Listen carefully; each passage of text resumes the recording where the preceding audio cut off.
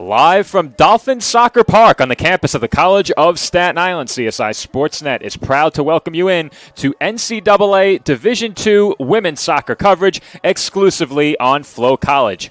Playing in their second home match of the 2025 season, the College of Staten Island Dolphins host the Griffins of Chestnut Hill College. Good afternoon, everyone. My name is Joe Foreman, joined on the call by Nicholas Bavona. And Nick, today is a big day for CSI Sportsnet here on Flow as we get set to introduce our new extended pregame coverage ahead of today's match between the Dolphins and the Griffins.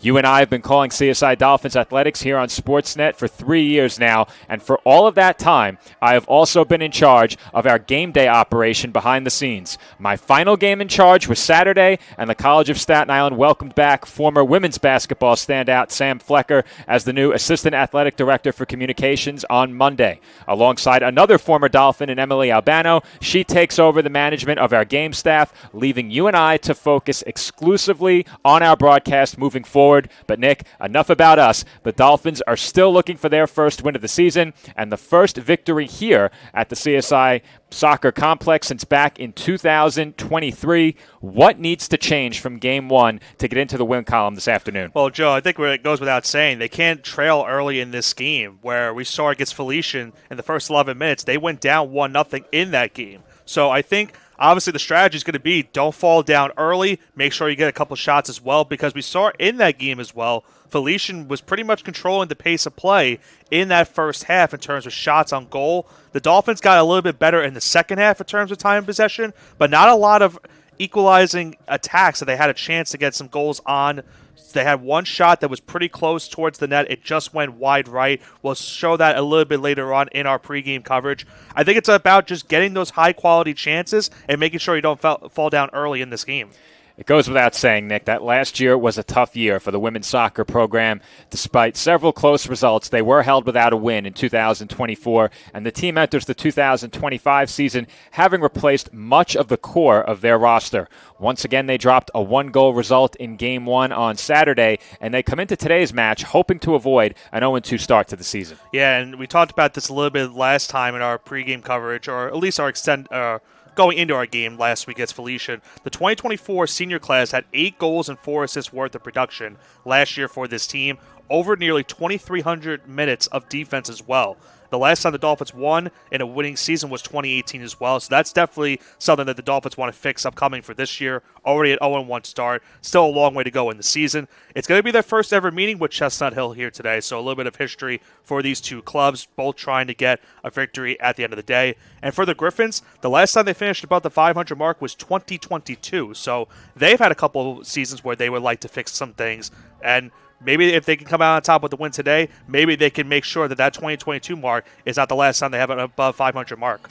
And Nick, I've said it many times before, but for these teams, typically early season games are about figuring out what you have and getting things right in terms of personnel and in terms of execution. The non-conference games don't weigh on your playoff positioning when it comes to the ECC postseason or the CACC postseason. So if you're the Griffins and the Dolphins, you're looking to figure things out in these early season non-conference matchups. If you get through the non-conference stretch to begin the year and are really struggling, it makes things a lot more difficult moving forward. But Nick, we will get a look at some video highlights from Saturday's match a bit later in the pregame show. But looking back at Saturday's game, it felt like the Dolphins had some opportunities to come away with a draw in that game or perhaps even a victory. What did the team do well in that game, and where did they come up a bit short against the Golden Falcons? Well, we saw the Dolphins get those scoring chances a little bit towards the end of the first half and a lot more in the second half as well. But the problem was that they really couldn't finish at the end of the day. They had that one shot towards the end of the first half where it was a cross. They got it right in front of the net, and it just went wide right, as I mentioned. They were inches away from tying the game and at least getting a draw out of that contest against Felician. The Dolphins also, though, conceded the first 5 corners of the match, too. So that's something that they can't afford to have happen in this game. And as I mentioned, they can't afford to also fall down early in this game as well. And in terms of shots on goal, Felicia led that category 4-3, 9-6 overall in shots attempted by the two squads. So it's all also about getting the shots and high-quality shots. The Dolphins don't want to be outshot in this game, one, overall, and two, not get outshot when it comes to shots on goal. And I like that point you made as well about not falling behind early in the match. It's a point I made many times last year and something that we hammered home in the game against Felician. I'm not sure the Dolphins ever really had a scoring chance that would have given them an opportunity to take the lead in that game. Right. But as you said, Nick, they definitely had opportunities to get even and perhaps even lead that game, most of those coming in the first half. So we'll get a look at some of those when we get a look at our highlight package from Saturday's game a bit later in the pregame. But the Dolphins will look to put Saturday's result behind them as they take on Chestnut Hill today. And before we get underway here from Dolphin Soccer Park, Nick and I will take a look back at CSI's season opener against the Golden Falcons. When we come back, we break down the highlights from CSI's first outing of the 2025 season. More to come from our CSI Sportsnet pregame coverage after this.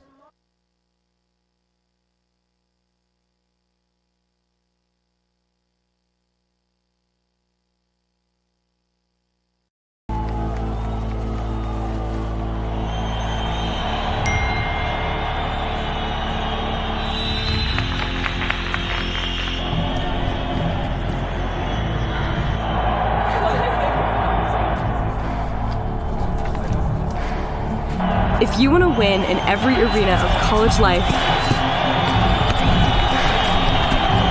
go D2. Make it yours.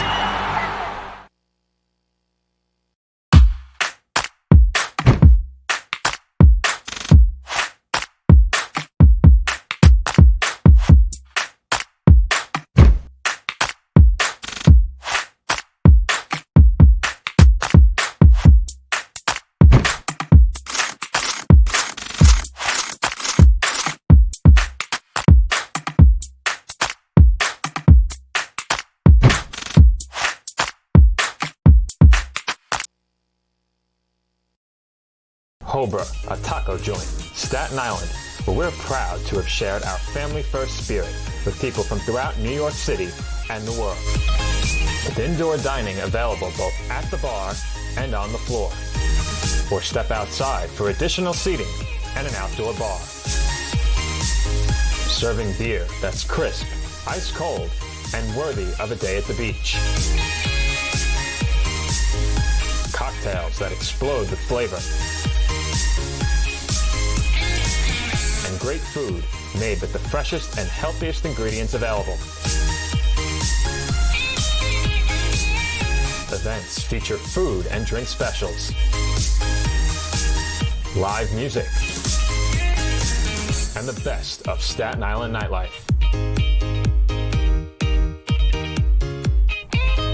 Your CSI Student ID saves you 10% on your dine-in order at Cobra. Visit us at 412 Forest Avenue, Staten Island.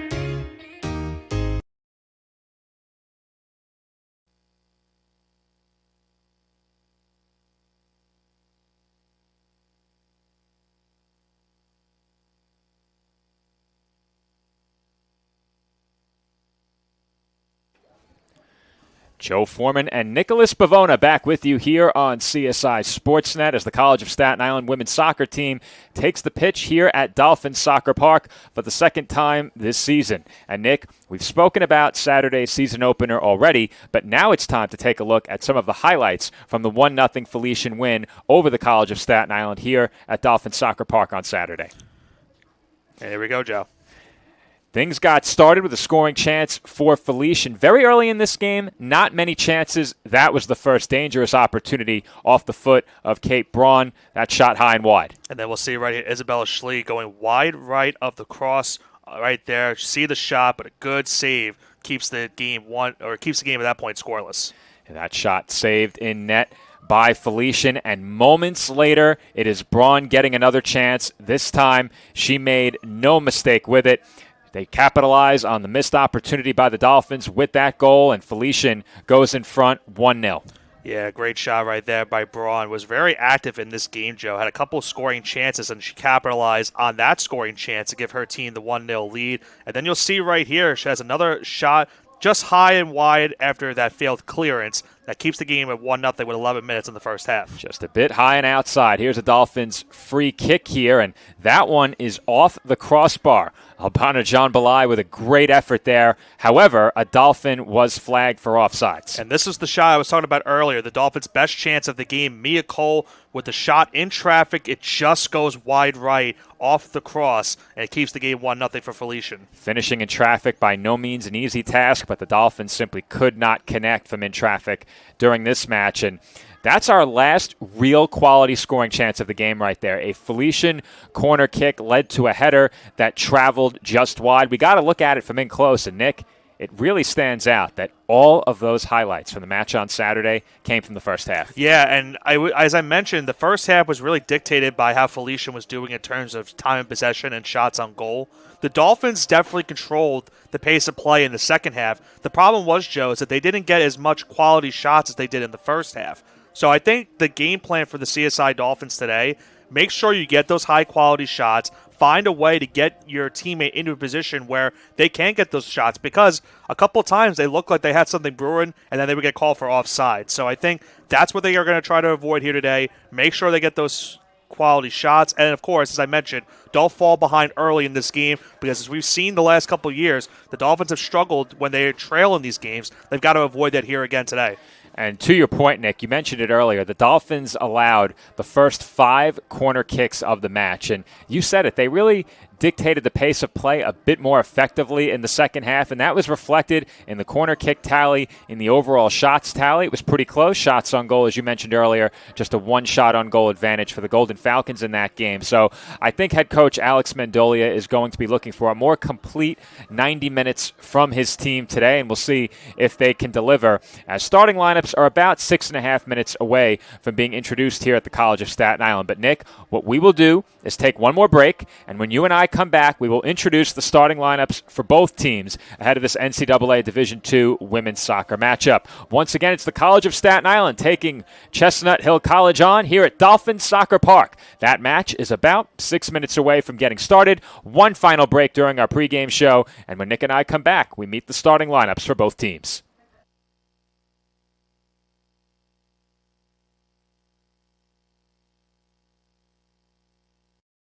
That's a timeout on betting.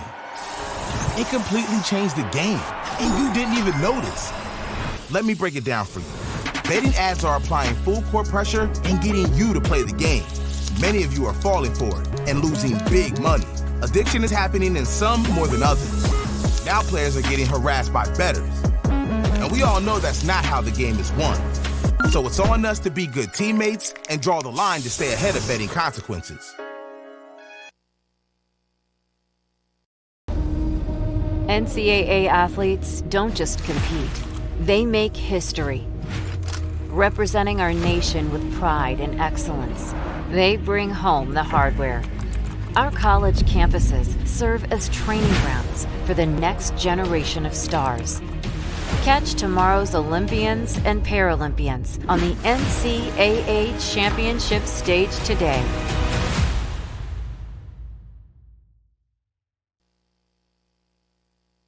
The NCAA sponsors 90 national championships each year, none of which could happen without officials.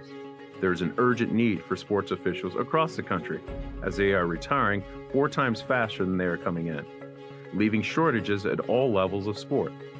The NCAA recognizes the importance of officiating on the student-athlete experience and is dedicated to the recruitment and retention of new officials for all sports. There are many great reasons to become an official. Stay in shape and get paid to do so. Meet new people and build relationships within a tight-knit community.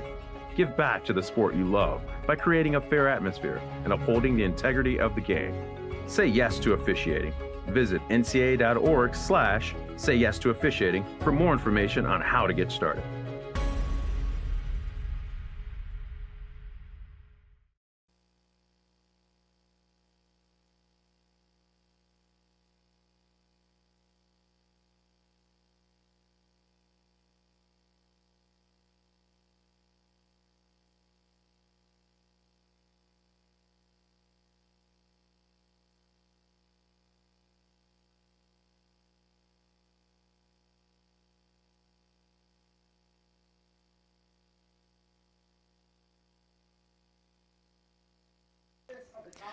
Joe Foreman and Nicholas Bavona back with you here on Flow Sports, the new home of CSI Sportsnet, as we get set to begin today's NCAA Division II women's soccer matchup between Chestnut Hill College and the College of Staten Island.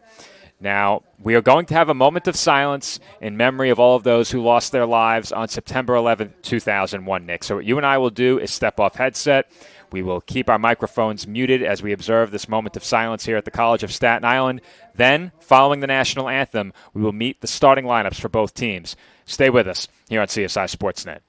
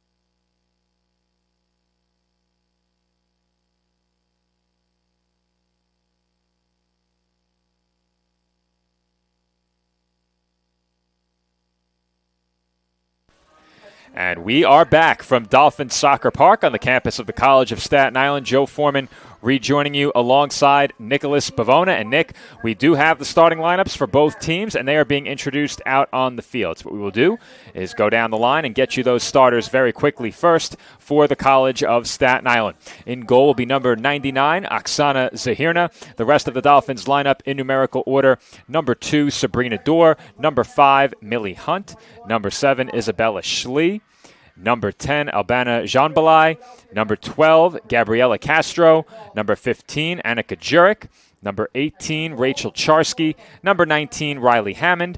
Number 21, Caitlin Thompson. And number 30, Mazzy Cirinelli.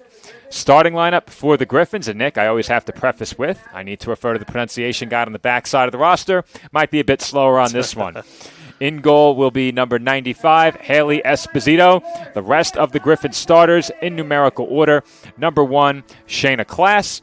Number 4, Lauren Sullivan. Number 5, Chelsea Ritter. Number 7, Alyssa DeGeorge. Number 8, Stella McCallion. Number 9, Virginia Perry. Number 11, Bryce Westervelt. Number 14, Kendall Gayton. Number 21, Abby Collins. And number 22, Rebecca Dalton. That was easy, Nick. Thankfully, None of the pronunciations outside of Shayna Klass were on the pronunciation guide. Didn't have to turn the roster over too much. But, Nick, both of these teams looking for their first win of the season, first ever meeting. That being said, it is a non-conference matchup. How much does this game mean to these two teams early in the season? How important is it to get your first win on the record? And if you're the Dolphins, you're looking to snap a lengthy losing streak that dates back to last year. How important is it for them to get this one? Well, we just talked about earlier on what the Dolphins' record has been. Obviously, what happened last season. They're looking for their first win since 2023. But we just talked about as well for this Chestnut Hill team, they're still looking for their first winning season since 2022. So this game definitely does matter. It might be a non-conference matchup, but these games still matter along the season and going as the season goes on, because you want to build that confidence. You want to have some momentum going into your next couple of games. And, of course, once you get the conference play, then these games mean a lot, because then you can see what formations and what exactly was working for you in this game that you can maybe carry over into the next game, the game after that, and for the remainder of the season. And something else that the Dolphins have done the last couple of seasons is rotate their goalkeepers. And we're seeing that again here today. In Game 1, it was Brianna Dorr in net. Oksana Zahirna gets the start in net for the Dolphins here this afternoon. I would expect that unless one of these goalkeepers really settles into a rhythm and puts up staggering numbers, that we may see them continue to do that here this year. How much do you read into a goalkeeper change in Game 2, Nick? And is it just more of the same from this coaching staff? I think you're trying to see what you can get out of these players early in the year, because even going past what the goalie situation is here for the Dolphins here today, Joe, the Dolphins with a little bit of a lineup change that we saw from Game 1, too. So I think it's really just coming down to you want to find out what players you are very comfortable with as the season goes on, that you want to start them in each respective game. And it goes the same with goalie. That's the most important position that is out there for any soccer game. You want to make sure you have a really good, solid goaltender or goalkeeper, back there in net. So I think finding that good goalkeeper is a huge beneficiary for one of these two teams trying to get the victory here today. And we'll see if that goal change for either side can get them the victory. Dolphins will be attacking from left to right to get us started. The Griffins attacking from right to left. CSI in their Columbia blue kits all the way around. Black stripe down the side of those uniforms. The Columbia blue top, shorts, and socks for the College of Staten Island. The Griffins make it easy, Nick. They're in all black with white numbers, and that makes it very easy for the statisticians. You know they appreciate that in the room next door. Speaking from first-hand experience, I certainly remember from my days trying to do some of the stats where the numbers were just a little bit tough to tell from inside there. So it's always good to see that there are very clear numbers for not only the statistician, but, of course, public address as well. Well, speaking of stats, Nick, I'm actually having a problem viewing the women's soccer stats over on our website. It is not populating very oddly. When I click on the link to visit, back to the last game. I click on the link to visit our stats page. It goes to the schedule page. So I'm not exactly sure what's going on there, but that link appears to be broken. So we can't pull up the numbers for Game 1 outside of the box score from Game 1. We'll address that after the game. But the Dolphins looking for their first win of the season. This is their second game at the newly upgraded Dolphin Soccer Park. Brand new turf, a beautiful CSI Dolphins logo over at midfield. And that is where the Dolphins will kick things off from as we begin game number 2 of the 2025 season. Dolphins and Griffins here on CSI Sportsnet, now streaming exclusively on Flow College. The Dolphins will possess it first off the opening kickoff as they work it toward the far side. That was a strong touch. And the ball does stay in play along the sideline. The Dolphins gain possession back and continue to work through the midfield. How about that pass right there to set it up, Joe? Very quick give-and-go exchange there between a pair of Dolphins over the far sideline now. I believe that was Jurek on the quick pass right back to the sideline. I think you're right about that. I was trying to get a look at who the attacker was as well. I think that is Sabrina Dorr. But we're quite far away to read those digits. By the end of this game, we'll have it down without the need for the numbers. That is Dorr. I hope. Yes. I hope. That is Dorr, though, to confirm what you were just mentioning. Griffin's now with it in the midfield. Dalton, working toward the center of the pitch, gets it away. Collins meets it, moving into the attacking third. Now up along the far sideline, Perry. Cross toward the top of the box, and making a run toward that ball was Dalton, just a bit too wide of her, and losing it was Jean Belay, and she takes it back. Jean Belay now being pressured closely by Dalton. Dalton wins possession for Chestnut Hill. That ball sent toward the top of the box, headed away by Hammond, played with the body by Caitlin Thompson. Dolphins just trying to clear it right now as the Griffins have been very attacking these last couple of seconds. Bit of pressure applied there, but nothing too significant as Jurek tried the quick pass to Thompson. It was blocked. And now she's looking for Jean Belay. That's a good ball up the near side. Jean Belay looked to cross and had a streaking Thompson making a run down the middle. Thompson still giving chase. And I think that's the a corner. Griffins conceded the corner kick. That is a corner indeed. Just barely. That was McCallion. That was the one that at least got the deflection on the cross, and then she knocked it out. So the Dolphins early in this game, just about 7 minutes, or I should say 2 minutes in. I can't do my math right, Joe. They will have a cross coming up. We started 45, not 50, Nick. Yeah. Gotta remember that. Corner kick on its way. And that one ends up in the netting behind goal. So Thompson putting that one out of the range of everybody, and it will be a goal kick for the Griffins. So quick goal kick after the Dolphins got their first corner of this game. And we talked about the Dolphins, conceded the first 5 of their last game against Felician. Here come the Griffins, and that pass a bit too long for Abby Collins. I'm working on that broken link on the website for a moment, trying to figure out why. Yeah, it's certainly that clearance was blocked. Dangerous moment there, but fortunately for the Dolphins, that took a good bounce. It did not contact Hunt, and it will be a CSI goal kick.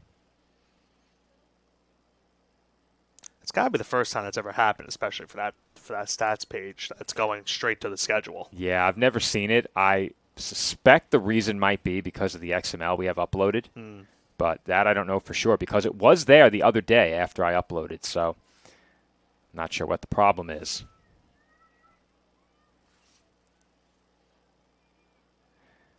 That one headed back toward the Dolphins' end of the pitch. It's still up in the air.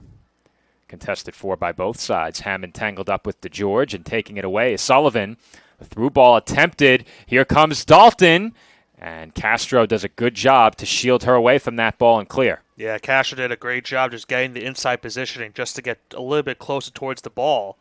It leads to the throw-in for the Griffins. And that throw-in got by everybody. It will be another Dolphins goal kick here. Griffins were looking for a foul right there, but nothing called. So, as you mentioned, the goal kick comes up. Good use of the body defensively by the Dolphins during that sequence. First in the box to deny Dalton a chance, and then on the throw-in to make sure that it went harmlessly out of play. That ball sent it to the midfield. Thompson with a good touch to knock that one down. She's moving up the far side, but it was knocked away by Westervelt and out of play. Be a Dolphin throw-in. Quick throw goes to Jurek. Zarinelli sends one up the pitch. Jean Belay, the nearest attacker. It skips through traffic. And Chestnut Hill could not keep it in along the far side. Another throw for Staten Island here.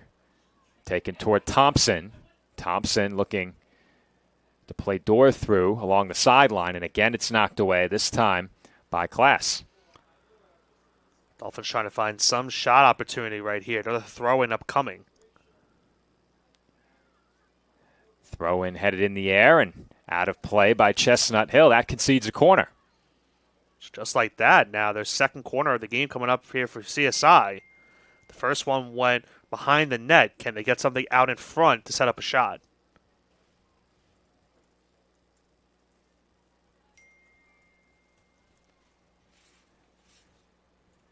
Corner kick upcoming for the Dolphins. And good hands there in the box by Esposito. Yeah, it looked like for a second maybe the Dolphins are going to get ahead on that one. But Esposito with the heads-up play, no pun intended, get that and snag it down. And now she kicks it away. Ball in the midfield with Chestnut Hill now.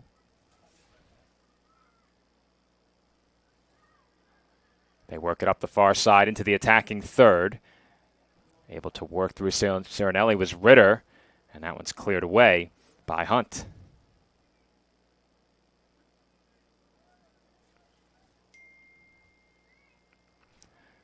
Are those notifications coming from you, from me? I think it's on the laptop. It's weird because we're muted all around. Yeah. Shot here toward goal, and Zahirna got a hand on it. That one may have ended up just wide, but Zahirna probably will get credit with her first save there, and it's going to be the first Chestnut Hill corner kick of the match. Yeah, it was a good setup right there as well on the shot. Good pass leading to that shot opportunity. And Zahirna, as you mentioned, just getting a hand at it. It looked like it was going to go wide right of the net, but as you mentioned, it's a Griffin corner.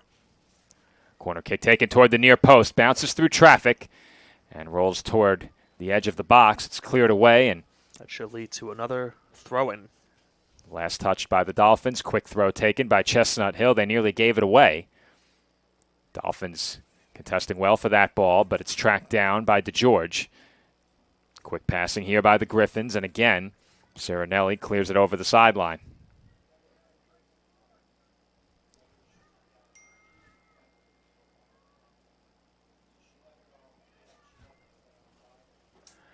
That one knocked away, and Jean Belay looking to play Jurek ahead. McCallion letting it roll toward the box. Now Esposito. Looking for somewhere to go with it. Gives it up. This is Gayton. Gayton for Perry. Perry surveys now. Plays one long into the attacking third. Knocked down by Hunt. She keeps it in and sends it a long way back in the other direction. A good ball for Jurek. Jurek circling back. Waiting for some of her attackers to join her. Plays it short. Good move there. Schlee, cross, sent back up into the air. Comes down along the sideline. Kept in by the Griffins. Hammond the nearest Dolphin. Serenelli gets a piece, and Serenelli takes it. Her pass attempt knocked down. Collins had it broken up by Hammond. Now Jean Belay avoids a challenge, working toward the center of the pitch. Quick passing here ends up with a ball out of play. Dolphins tried to go tic-tac-toe there, but couldn't connect. And it will be a Chestnut Hill goal kick. Well, I think the good thing that we're seeing so far, Joe, in the first couple of minutes of this game, the Dolphins have been a lot more aggressive to start this game than they were in the first game of the season. Not that they weren't getting opportunities in game one the first half, but we saw in that game against Felicia. Felicia in the first 11 minutes of that first half, it was really struggling for the Dolphins to get the time in possession. The Dolphins have done a good job so far in this game, trying to maintain and pressure, apply that pressure and attacking as well. Both teams, much like the game on Saturday, beginning relatively even in terms of time of possession, and it will stay Dolphins' possession here. CSI throw from just shy of midfield as we approach 10 minutes gone by in this first half. Jurek avoids a challenge. She's shown some good dribbling skills so far in this one. Looking to make the turn there was Ritter. She is denied, but gave the ball up. Just getting that pass away was Sullivan, and Jean Belay trying to work through a challenge here, and she draws the foul. Free kick, Staten Island. Free kick was taken very quickly. Blink and you missed it. Serenelli powering her way toward the corner, wanted to cross, and it will be a goal kick. That one not contacted on the sliding challenge there by Collins. Very active day here at CSI. See a lot of activity at the what do we call that last year? The football field, I guess.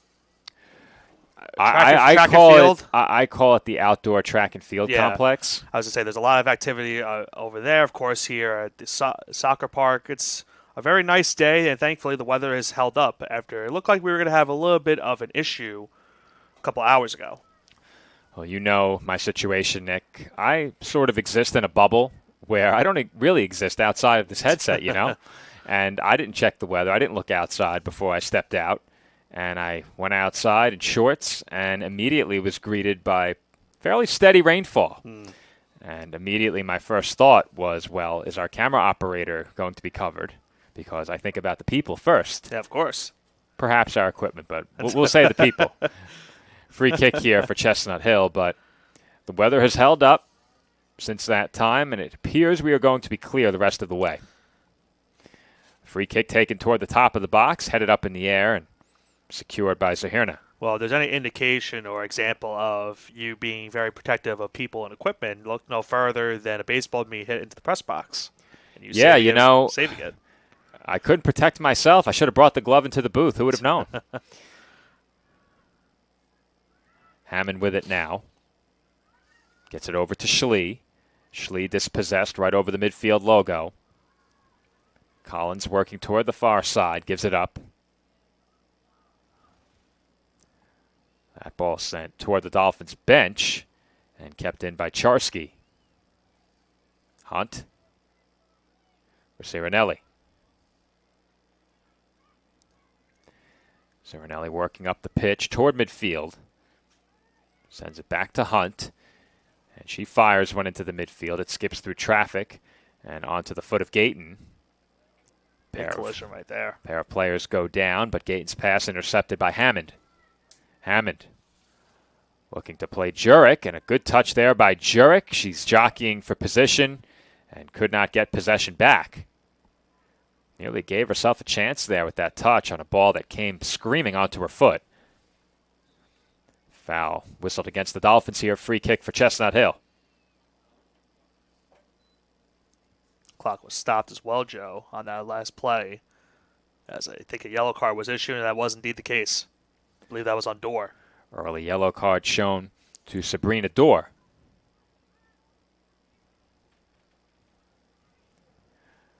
First booking of the match for either side.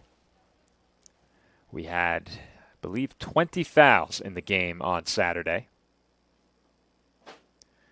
And that is indeed the count. Went back to the box score. I have a feeling, Nick, that the manual XML I created is the reason the stats page won't load, but we'll have to ask Sidearm about that one. No, that's not my question to ask anymore, Nick. That's true. I was going to say, it's not really yours to ask at this point, I guess, well, right? I don't want to leave a parting gift of incomplete stats now. That's also true. You just said you're a people's person. That's right. That couldn't be further from the truth, Nick. Well, you throw yourself under the bus on that one. Nobody likes a liar. As that one rolls into the arms of Esposito.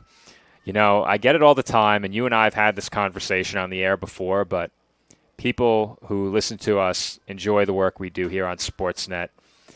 As I'll complete that point after this Dolphins attack. They work toward the corner.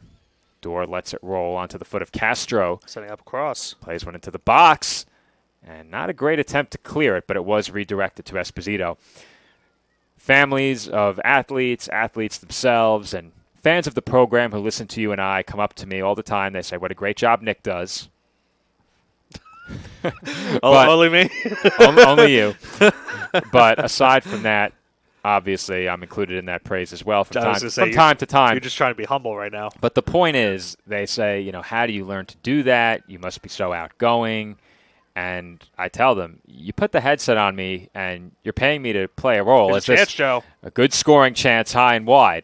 That developed quickly off the foot of Bryce Westervelt. But without becoming too long-winded, Nick, they say you must be outgoing, must be extroverted, must be a people person to do that job.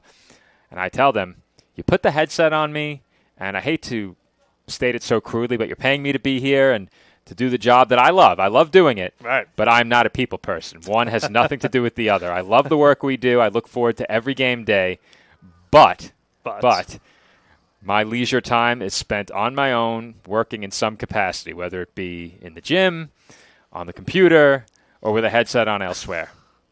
I thought there was going to be another one that you were going to add, but that's a different story. Well, let's just say you are very active in the rec center. Working on the box. Yeah. Chance here for the Griffins. Taking a poor step over that ball was Ritter. She keeps it, looked to cross perhaps, maybe even shoot it, but it travels high and behind the frame. Griffins' last couple minutes now starting to control the pace of play, as they've got a couple shots on net. That one going over the net, though. It was Maddie Camillo who had that great opportunity. Thought I did the right thing, Nick. I waited for the Dolphins' attack to end to make the point, and the Griffins said, well, we can counter very quickly. And counter they did. We're going to hold you to that point. Counter they did. This is Dalton now. Short pass through everybody. Cirinelli being chased toward her own end and sent it over the sideline, throw in for the Griffins. Early on in the soccer season. We have a pretty busy schedule, a lot of games in the month of September. And then, I believe from the 1st through the 18th, we don't have more than one match here at home. A foul was called right there. I believe you are correct. Because right now, looks like Sullivan's down, was shaken up on that play. Dolphins play Goldie Beacom at home on September 27th. After that, they are not home again until October 15th. So 2 weeks, a bit more than that, close to 3 without a home game. Make it 2.5. However, Nick, as I mentioned during our last broadcast, we will be on the air during that lengthy road stretch, and we'll talk more about that following this free kick. Might be able to get a look at this one from in tight if they play it in front as well. We have a third camera on the way. We hope to have it with us by the end of the season. But for now, the goal to the left of us is the goal that receives the focus of camera number 2. Free kick, Griffins toward the back post. Chance for a header. It's kicked in the air and headed wide.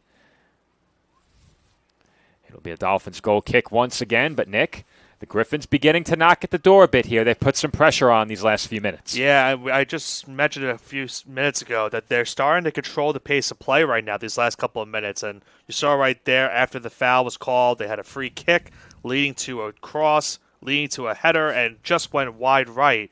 Another Dolphins goal kick upcoming here as they try to keep this game scoreless for the moment. Dolphins did some good things early in terms of possession time and working into the attacking third. They haven't spent much time there these last few minutes. I'd say for about the last 7 or 8 minutes, the Griffins have been in control. Another foul was called there, so another free kick coming for Chestnut Hill. Your clockwork, Nick, impeccable. You are second for second with the venue clock. I have my monitor today, so I'm very happy. I don't need to look over to see the replays. I have my own 15-inch screen. Soon CSI will own one of these, but for now we're using mine. This sent into the box, knocked up in the air. Dolphins were unable to clear it. The Griffins now might have a chance. Challenging Westervelt, or a pair of Dolphins. She could not get a shot off. Jurek with it now. Back to Hammond. Toward Castro. That ball too strong, but Castro intercepts. Great play by Castro right there. And her pass a bit strong. And it ends up with the Griffins goalkeeper, Esposito.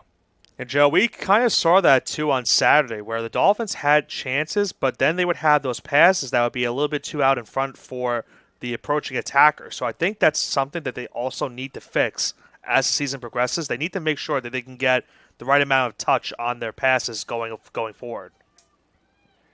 This is Hunt. And I think a lot of that, Nick, will come with chemistry.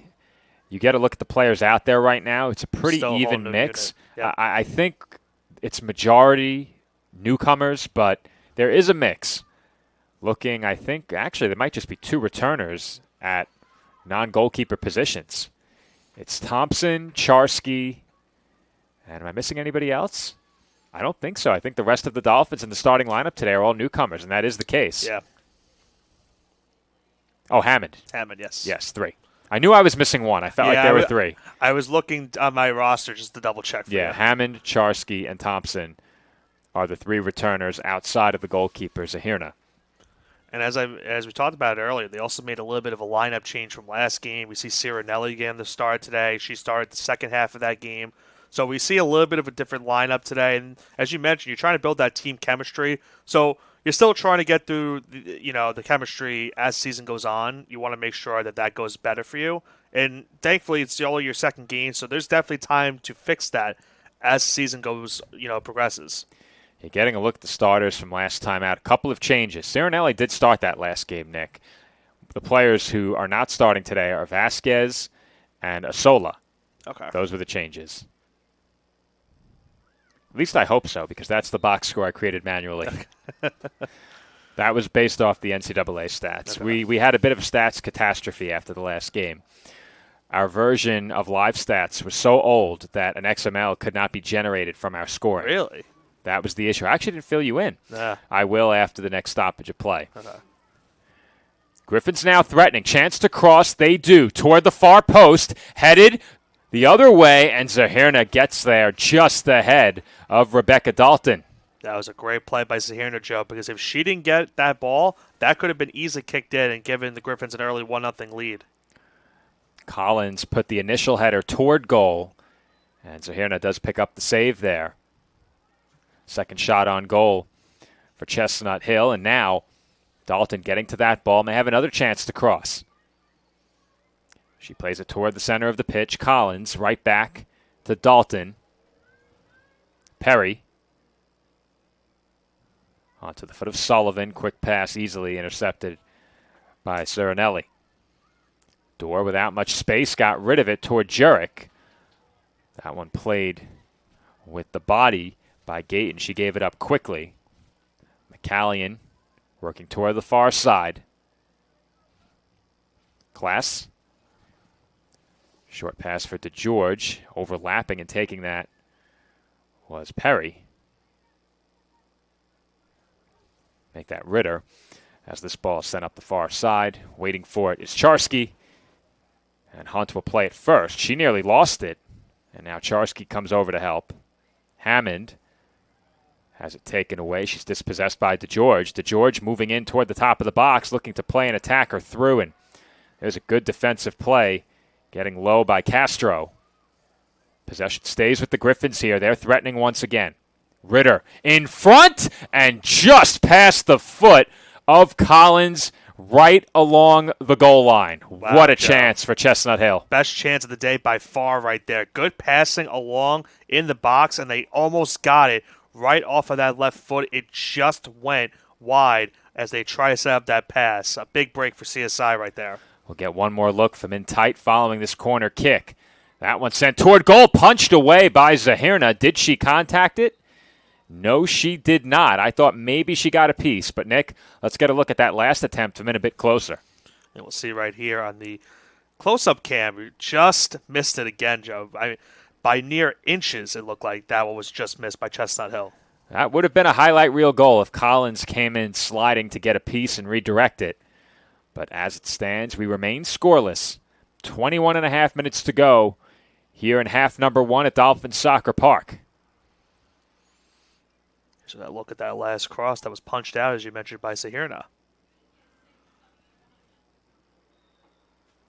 And we have a whistle and another foul will go against the Dolphins here.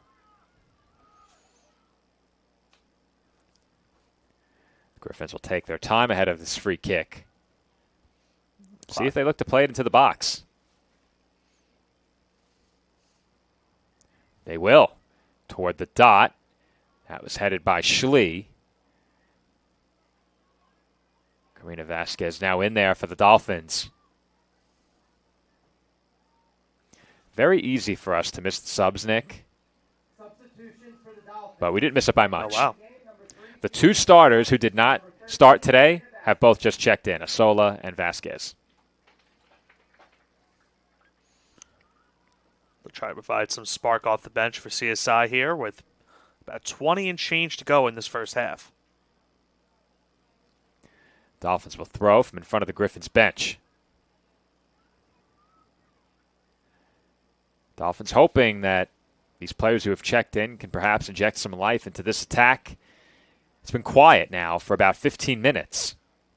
They've been on the other side of the pitch mostly these last couple of minutes too, so they're just trying to get some breathing room at this point as well, Joe. Dolphins still looking for their first shot as well. Shots favor the Griffins 4-0. Shots on goal of those 4 for Chestnut Hill, 2. Griffins now possess it in the midfield once again. Quick passing here as they look for an opening. Now working along the far side. Nice job there to avoid the challenge by DeGeorge. Dorr gets to that one ahead of Westervelt. Sean Belay with it on her foot, looking toward Dorr. It's intercepted. Perry could not keep it in. Throw in Staten Island.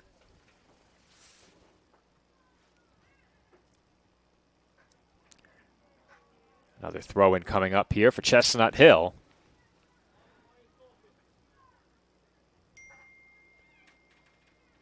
Nick, I need to know where that's coming from. It's for the laptop. From that laptop. Yes. We're going to have to put do not disturb on. So to do that, Yeah, I was going to say, I don't want to. come up here. There we go. Got it. Yeah, that's a bit of a nuisance. Okay. So here, and I punt it up into the air. Everyone's just hearing how important Joe he's very Well, active. Yeah, I have people trying to reach me all the time. There's a reason I'm not a people person, Nick. I think I'm just overwhelmed. For you and I, this is the first of 3 calls this week, including another game here on Saturday. Yep. We have some high school football on Friday night, but we won't self-promote. Not like last time. Not like last time. That being said, Nick, you and I are a busy duo. Yeah. I mean, this is the busiest time of the year, in my opinion, when it comes for us. Yeah, during the football season, for you and I, we have a lot of client games that we cover elsewhere, but priority number 1, CSI Sportsnet streaming via Flow College for you and I. Whatever the schedule looks like elsewhere, we make it work. Make it work. Called my first game here at CSI, and Nick, we didn't get a chance to talk about it at all during the pregame last time. 10-year anniversary for you. I need to get a 10-year anniversary logo for myself and customize it onto a T-shirt. Well, we did customize a sweatshirt last year, so I think that's where I was going next. Yeah. For those who follow us over on social media, it's about to get a bit more active. When I was here alone during the summer and was the only one in the athletic communications office, as somebody who doesn't have any social media, I was not the right guy for that job to monitor that and manage during the summer. So it's a good thing Sam came on. She's taking that over now, and we're about to get a lot more active over on social media. You can follow us at CSI Dolphins on Instagram, Twitter, and at CSI Dolphins Athletics over on Facebook. We also have our CSI Sportsnet YouTube channel, Nick, and I don't know if you'll be joining me yet, but I will be covering some road games, audio only this year. Dates to be determined. Some of those are already posted. We're looking at, for sure, men's soccer at American International. That one's a sure thing. And I'm thinking on October 1st, soccer doubleheader at Stack, looking like a sure thing as well. I know that's a facility you and I enjoyed a great deal. Course. You're free to join me, Nick, if you'd like. I think barring schedule, we could say. Might work. Yeah, I hate to ask you for free labor, but if you enjoy a road trip for a day, you're more than welcome to come. There's a good ball onto the foot of Sullivan, but she couldn't get the shot off, and Sullivan's down. That was the second time in this game, Joe. She's been on the ground. Thankfully, she is getting up, but she took a hard fall as Sahirna went to clear that. Dolphins are looking to take advantage here. They have numbers up the pitch. This is Jurek with plenty of room. Jurek looks to cross toward the back post. Attacker there. Asola got a foot on it, but didn't put it toward goal, and she goes down. Tripped over the cleat of her marker there, and now perhaps a chance for the Griffins to counter. Yeah, just a little bit too much on that cross right there, Joe. They certainly had the numbers to try to take advantage and take the first goal of this game. I was a bit surprised. They looked to play it wide. Asola was streaking down the opposite wing. Nice move by Dorr right there. Fancy dribbling there, but could not connect with Jean Belay in the box.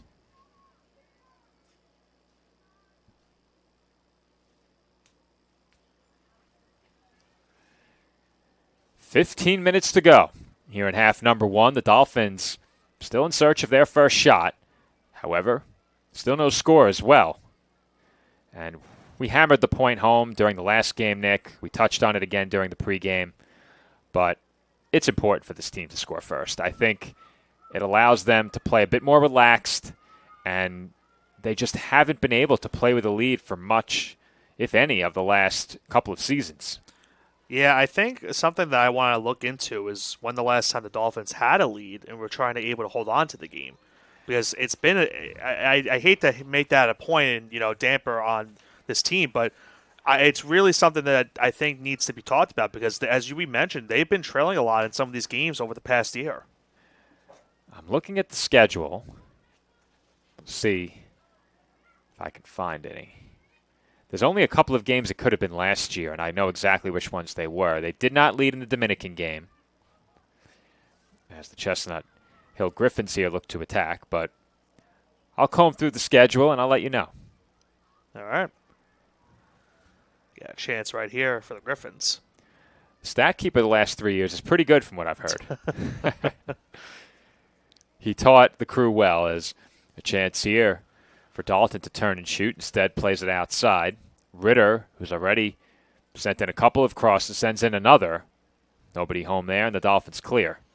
Tell you one thing, I'm not going to miss doing stats that much. I'm never going to miss doing stats. You know why I'm never going to miss it? Because I never enjoyed it in the first place.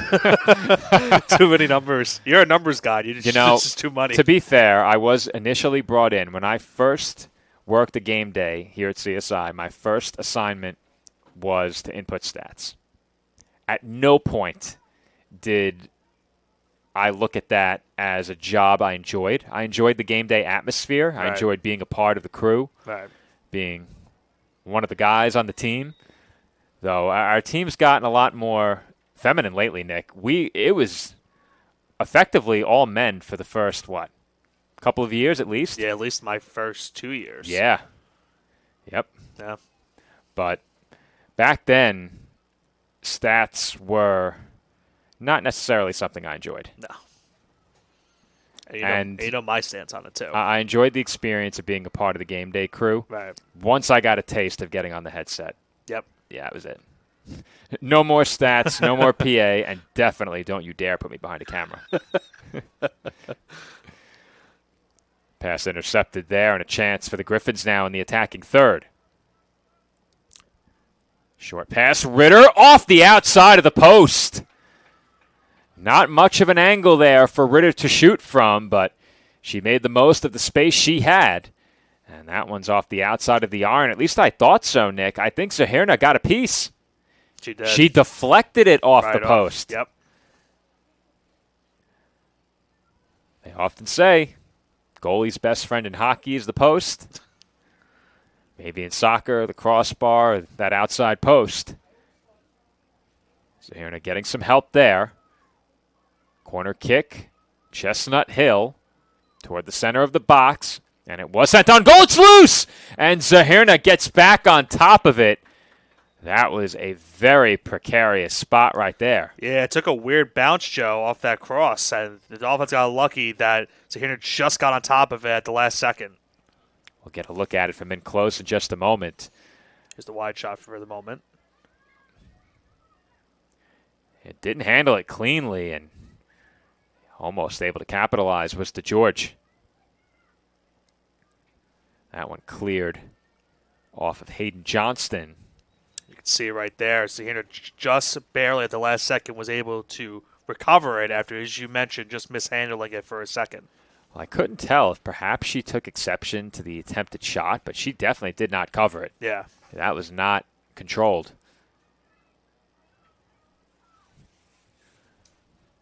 Substitutions for both sides here. Emily Nagel in for the Dolphins, along with Sarah O'Donnell. Chestnut Hill with possession again. Ritter sends it right onto the foot of Charsky, but her pass for Jean Belay off the mark. Sullivan into the attacking third. Weaves through traffic and wanted to play DeAndrea through. Couldn't. Now O'Donnell gets to it, gets it away, but it's sent back in the other direction by McDonald. Now Ritter working on the opposite side here. Circles back to George. Avoids a challenge from Schlee and sends it over the far side, but Schlee got a piece. Griffin's throw here. Under 10 minutes to go in this first half, and the Griffins have done a good job applying pressure, but have yet to break through. And Nick, we talked about the finishing for the Dolphins in the last game. They had a couple of chances in close, couldn't convert, as that cross attempt was blocked and the Dolphins clear. But if you're the Griffins, you probably go into halftime lamenting a couple of opportunities that have gone by here in, so far, the first 36 minutes. Yeah, they've had their chances in this first half so far, and they were kind of like the Dolphins in a sense that they were mere inches away from the goal. There's some substitutions being announced, but here comes the Dolphins on the attack. We're ahead of those announcements, Nick. you and I were in that position for far too long, in my estimation. And that one gets over Hunt. And Zahirna can't play it with the hands. Came out of the box and cleared it away. That is a good play by the Dolphins goalkeeper. Well, certainly got to hold your breath, though. There, you sure do. Joe. That was very dangerous. As Chestnut Hill had the numbers for sure. And Zahirna just barely gets a piece of it and is able to clear it. That is a very aggressive play, but a rightfully aggressive play by the Dolphins goalkeeper. If you're indecisive there, that's probably a Griffins goal. And the Dolphins earn a goal kick here.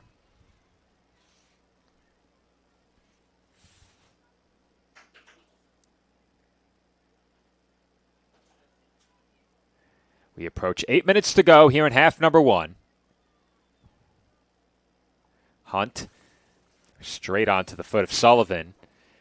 And once again, the Griffins secure possession. Good pass there, but Sullivan was bodied off the ball. Good defense by Serenelli. You got to be careful sometimes when you're in the box, Joe. You want to get a foul in there. So good job defensively right there by Serenelli. You know, the Dolphins for a second had it, but now it goes back to Chestnut Hill. Griffins, quick passing back and forth.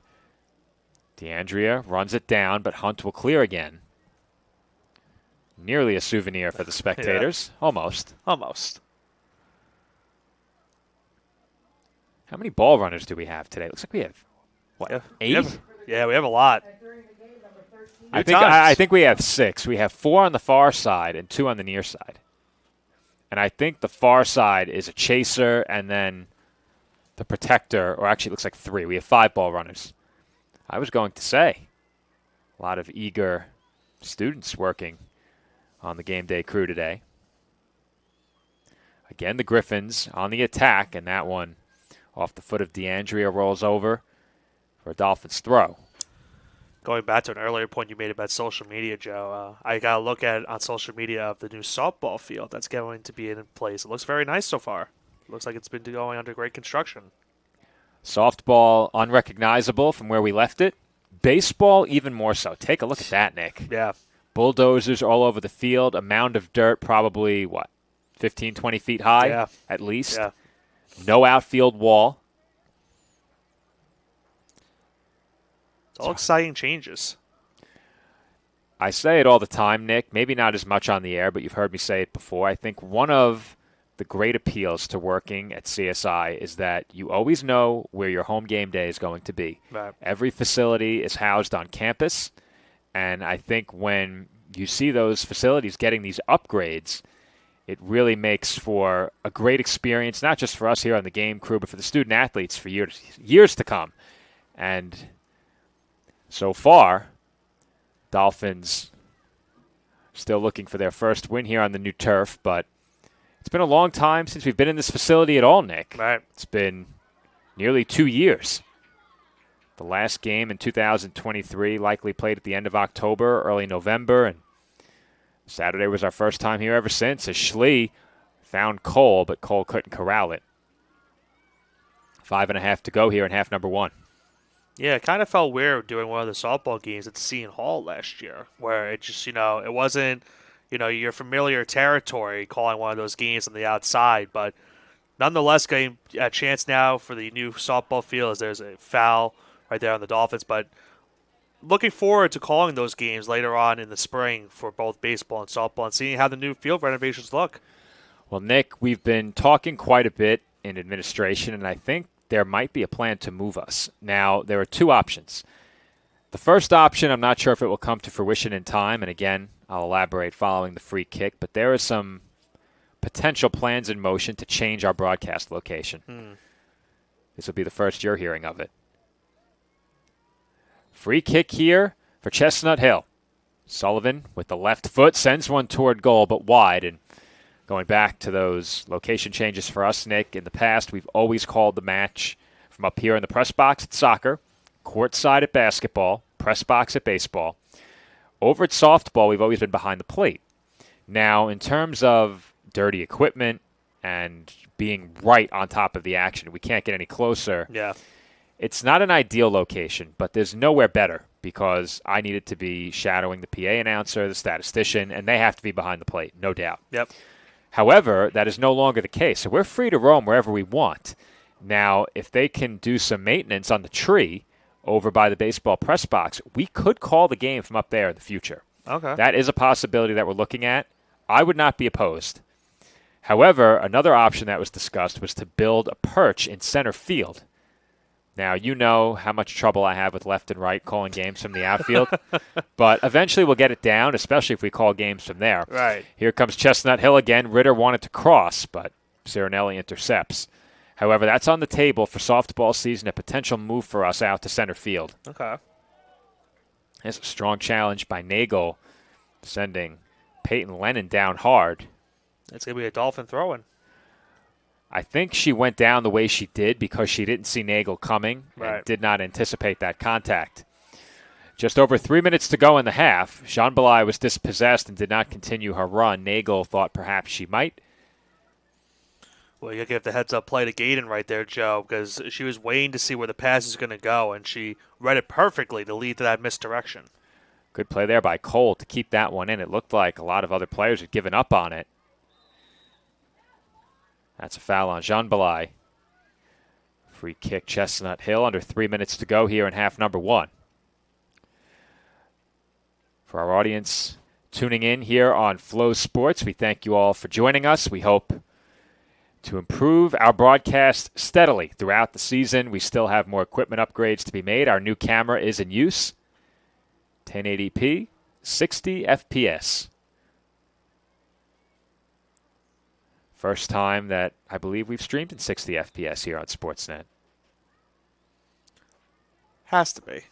I think it is for us. I think it is. We've been streaming at 30 in the past. I'm sure everyone loves the technical terminology for this. Well, it depends. If you're a techie, maybe. What do I always say, Nick, about technology? There's only one thing that can upset me and get me angry. It's a spotty Wi-Fi. It's spotty Wi-Fi and faulty tech. Yes. But with all the new equipment, no technical failures. Right. Who would have thought? Who would have thought? Crazy concept. There's a good ball there from Cole to Cirinelli. But racing toward the corner to get a foot on it was Mosteller. And the Dolphins will throw with under a minute and a half to go. Dolphins could really make some noise before the half here if they could put together something on this attacking play. Cole looking to cross, sends it in front, nobody home, but Cole has it back. Cirinelli sends it in front again. It's cleared away. Two good looks right there pass-wise for the Dolphins, but as you mentioned, just no one there to try to get a shot attempt. Nobody home in front of net there. Griffins did a good job to cut off the angle as that's a nasty ball off the face of a Griffin. Asola shoots, it's saved. She goes down. The net is empty, and the Dolphins score for the first time in the 2025 season. It's all about taking advantage, Joe, sometimes, and the Dolphins just did it right there. Their first goal of the season puts them up 1-0 with 42.4 to go in the half. We'll get a quick look at it a second time to confirm the goal score, but Nick, that was a really unfortunate break for the Griffins, as I believe that was O'Donnell who came in and scored it. And it was Sarah O'Donnell with the Dolphins' goal. But what happened there, Nick, ahead of that goal, Peyton Lennon got struck right beneath the chin with a pass or an attempted clearance. Yeah. By her own teammate, and she went down in a heap. Yeah. She's back up now and appears okay, but once she went down, the ball ended up back with the Dolphins, and they took full advantage. Yeah, I mean, it's definitely an unfortunate circumstance that happens there, Joe, but at the end of the day, you have to take advantage of those plays. Dolphins lead it 1-0, and how about that, Nick? I said it right before the Dolphins began that attacking sequence, a chance to really make some noise before halftime. If they could put a goal up on the board, and they do just that in the closing seconds of half number one. The Griffins hoping perhaps to answer here. They might have a chance to do it. The left-footed shot is blocked and cleared away by Cirinelli. 14 seconds to go before halftime. That cross blocked. And the Dolphins can exhale now as they clear it into their bench, and that will do it for the first 45 minutes. But we have arrived at halftime here at Dolphin Soccer Park. The College of Staten Island on the board for the first time in the 2025 season as we reach halftime with the Dolphins leading Chestnut Hill College by a score of 1-0. When we come back from Dolphin Soccer Park, half number 2 here on Flow Sports, now the official home of CSI Sportsnet and the ECC Network.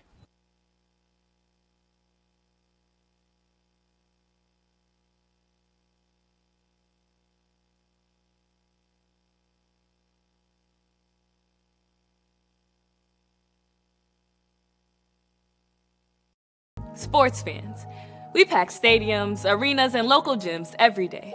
And every sports fan is uniquely human. Seeing each play with your own eyes, triggering your own emotions. And as humans, we won't agree on every call, but we can act with empathy and consideration. So put yourself in the official shoes. Be more than a fan. Be officially human.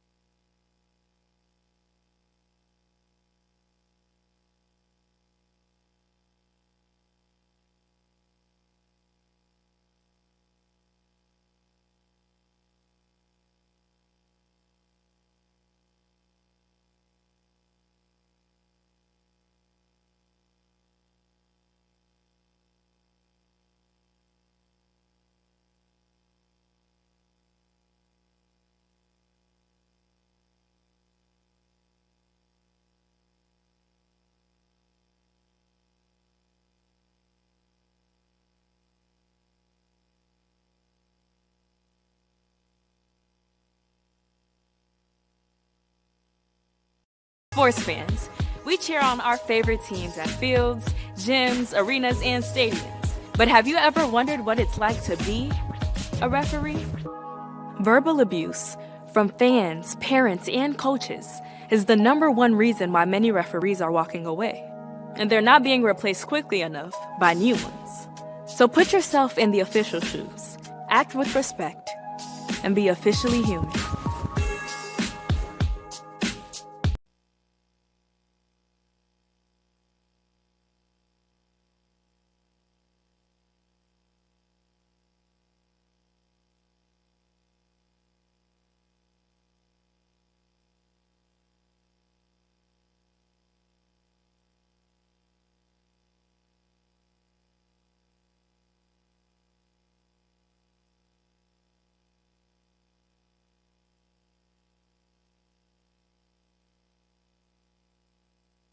Kettle Black on Staten Island, a top 5 wing joint in America by Food and Wine magazine. Serving daily lunch and dinner at the bar or on the floor. Perfect for family and group parties with top shelf drink and delicious food. From great times with good friends. Live sports and watch parties. To Staten Island's hottest nightlife. The Kettle Black features live music and DJs weekly. The Kettle Black features daily and nightly food and drink specials. The best Staten Island has to offer is at the Kettle Black. We'll see you there at the Kettle Black, located on 415 Forest Avenue, Staten Island. Be sure to check out the Kettle Black's monthly calendar of events, only at kettleblackbar.com.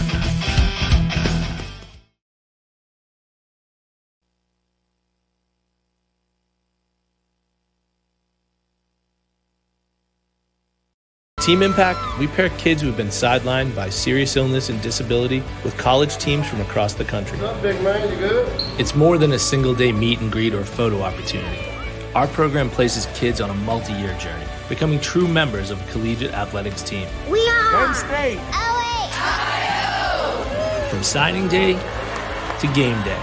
I can't describe it. It feels amazing. Team Impact. All in, all together.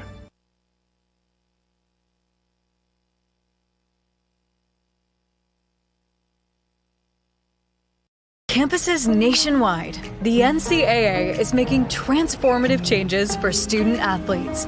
While they pursue their biggest dreams, we're launching new initiatives to help them. Life-changing education opportunities are just the start. The NCAA is providing enhanced mental health services. We're guaranteeing scholarships and tuition and expanding access to healthcare.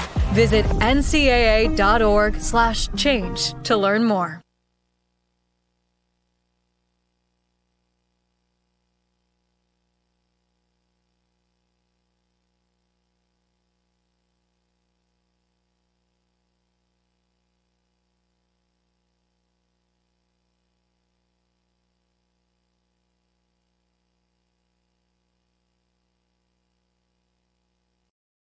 No, I'm right. The podcast that uncovers the origin stories of some of the biggest names in sports, media, and entertainment.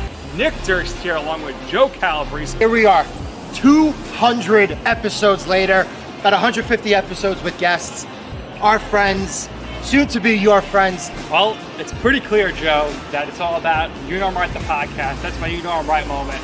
Wanted to do a podcast, and everyone was like, what are you, crazy? Who's going to listen? You're not going to get guests. Well, guess what? I'm the best when it comes to getting guests. You could vouch for that. I am so happy that you asked me to do this. I couldn't have been more thrilled. And follow us on socials, check us out. I promise you, if you want to work in media, whether you work in media now, whether you want to quit your job and work in media, come to us, and I promise you, we will get you on the right foot. That's what it's all about, uncovering the origin stories of some of the biggest names in sports, media, and entertainment. Keep it locked on You Know I'm Right.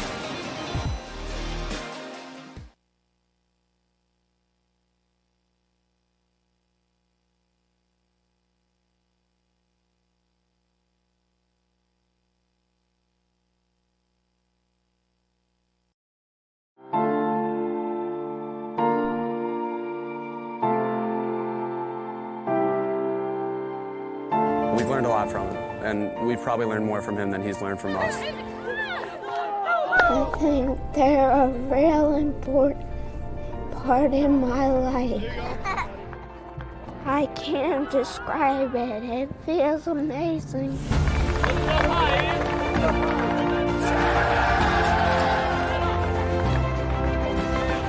Team Impact is a national nonprofit that connects kids living with serious and chronic illness with college athletic teams, forming lifelong bonds and life-changing outcomes. Give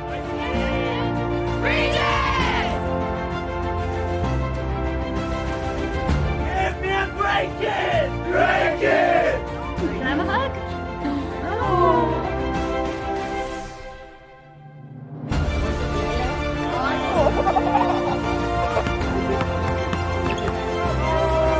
What's your favorite subject? Math.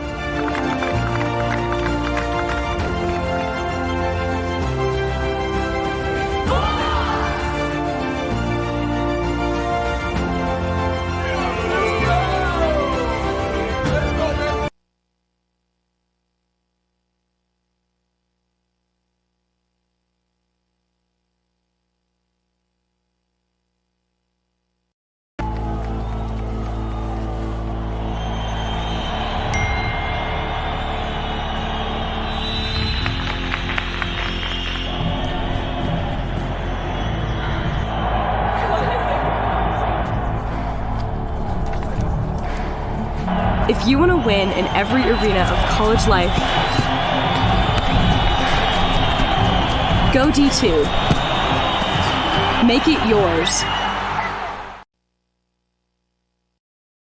Hobra, a taco joint, Staten Island, where we're proud to have shared our family-first spirit with people from throughout New York City and the world. With indoor dining available both at the bar and on the floor. Or step outside for additional seating and an outdoor bar. Serving beer that's crisp, ice cold, and worthy of a day at the beach.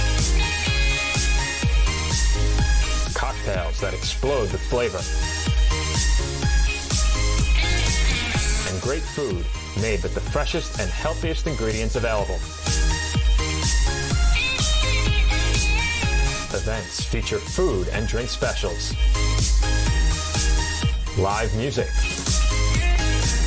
and and the best of Staten Island nightlife. Your CSI Student ID saves you 10% on your dining order at Hobra. Visit us at 412 Forest Avenue, Staten Island.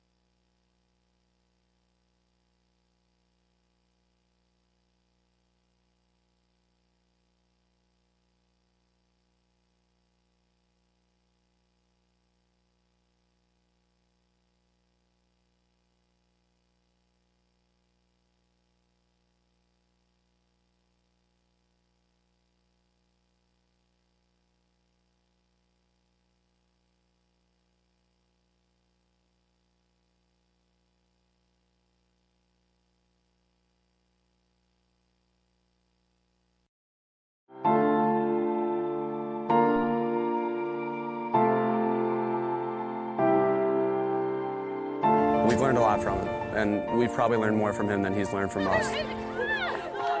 I think they're a real important part in my life. I can't describe it. It feels amazing.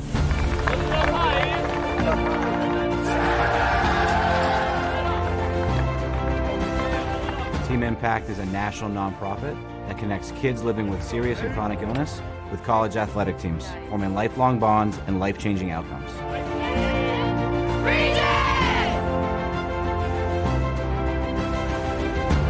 me a break it! Break it! Can I have a hug?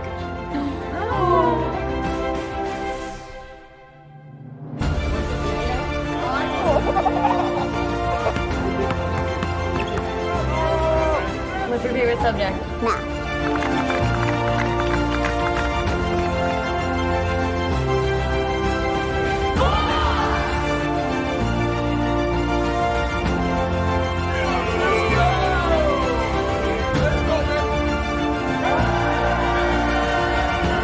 When you spread the word about Team Impact, you have the power to change lives.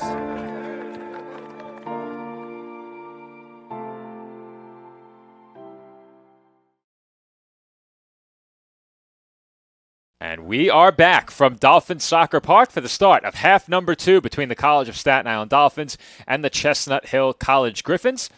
This is CSI Sportsnet coverage of Dolphin soccer, streaming exclusively on Flow College. Joe Foreman on the call here alongside Nicholas Bavona. And Nick, after the Griffins controlled possession and had the majority of the scoring chances for much of that first half, the Dolphins capitalized on a very unfortunate play for Chestnut Hill at the end of that first half. An outlet clearance, it appeared, maybe even a pass, hit off the face of number 16, Peyton Lennon. She ended up down on the pitch. The Dolphins had the ball rebound off of her right back to them on the attack, and they capitalized to the tune of the game's first goal. They lead it 1-0 for the Dolphins. That is their only shot on goal. It is their only shot attempt, and they have the 1-goal lead as we begin half number 2. Well, can't beat that, Joe. As efficient as you could possibly get. The one shot on goal leads to the 1 goal of this game so far. And we talked about it in the pregame where the biggest thing for the Dolphins, coming into this game is this dangerous pass right there. Bad pass there.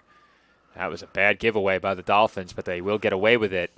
However, not for long as they commit a foul in the attacking third. A quick throw in here, and the Griffins are right back to work on the attack. They'll throw again.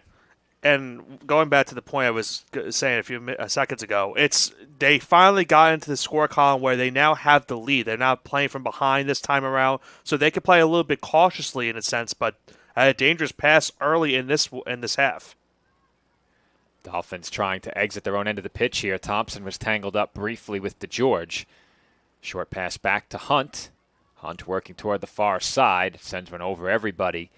And in toward the Dolphins bench, it rolls over the touchline for a Griffins throw.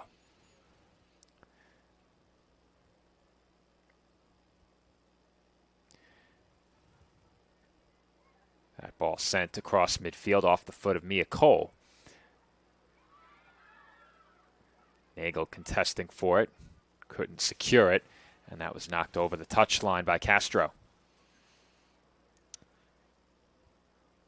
It at least has to feel good, though, as well, Joe, for this team that, last game they trailed by 1. They were trying to fight their way back, had some chances in the second half, but nothing really that came remotely, unfortunately, a little bit closer towards the net that they had in the first half. In this first half here in this game, they had that sequence towards the net that, as you mentioned, the ball hit off a player's face. It got in front of the netting on the pass, and they had to take advantage of it. Sometimes those are unfortunate sequences that happen in these type of games, but when you have a scoring opportunity, you have to make the most of those scoring opportunities. Thankfully for the Dolphins' sake, they made the most of that chance, and that's why they had this 1-0 lead. And that was a point of emphasis that you and I mentioned during the pregame, Nick. If the Dolphins get those opportunities from in close, they need to finish, and they did so in that case as they take possession back, or at least briefly they did so, and there's a good sliding tackle by Castro, and it ends up on the foot of Nagel. But during our highlight package from Game 1 on Saturday, we looked back at a couple of chances they had from in close, much like the goal they scored here in this game, and they were able to put the shot attempt earlier in this match in, could not do so during the game on Saturday when they had chances from equally close. That ball bounces into the attacking third. Dangerous position there once again. And the Griffins, thus far anyway, for the first 3.5 minutes here in the second half, have picked up where they left off in the first half. They spent a lot of time around the Dolphins' goal, put a lot of crosses into the box that ended up in good positions to get quality shots off, and just weren't able to put one past Sahirna. 3 shots on goal for Chestnut Hill as the Dolphins are whistled for a foul, and a free kick is upcoming. Yeah, I think that's the more frustrating part for Chestnut Hill. They've had their chances in this game, as you mentioned, with the 3 shots on net. So far for the Dolphins, Sahirna's done a good job of making sure that nothing goes past her in this game. But Chestnut Hill has to think of it this way. You're down 1-0 so far, but you know that the chances have been there for you. Now it's up to you to try to capitalize on those chances this time around here in the second half. Dolphins now on the positive end of a whistle, and they will have a free kick from right on the edge of the midfield, a bit closer to midfield than that final third. Cirinelli will take it. And we haven't seen the Dolphins with many chances via set piece. Right. And when they did have an opportunity last time, Jean Belay hit the post on a long shot attempt. This one ends up off the body of Nagel. She plays it out toward the sideline for Castro. Immediate pressure on Castro, dispossessed by Collins, but the Dolphins earn a throw.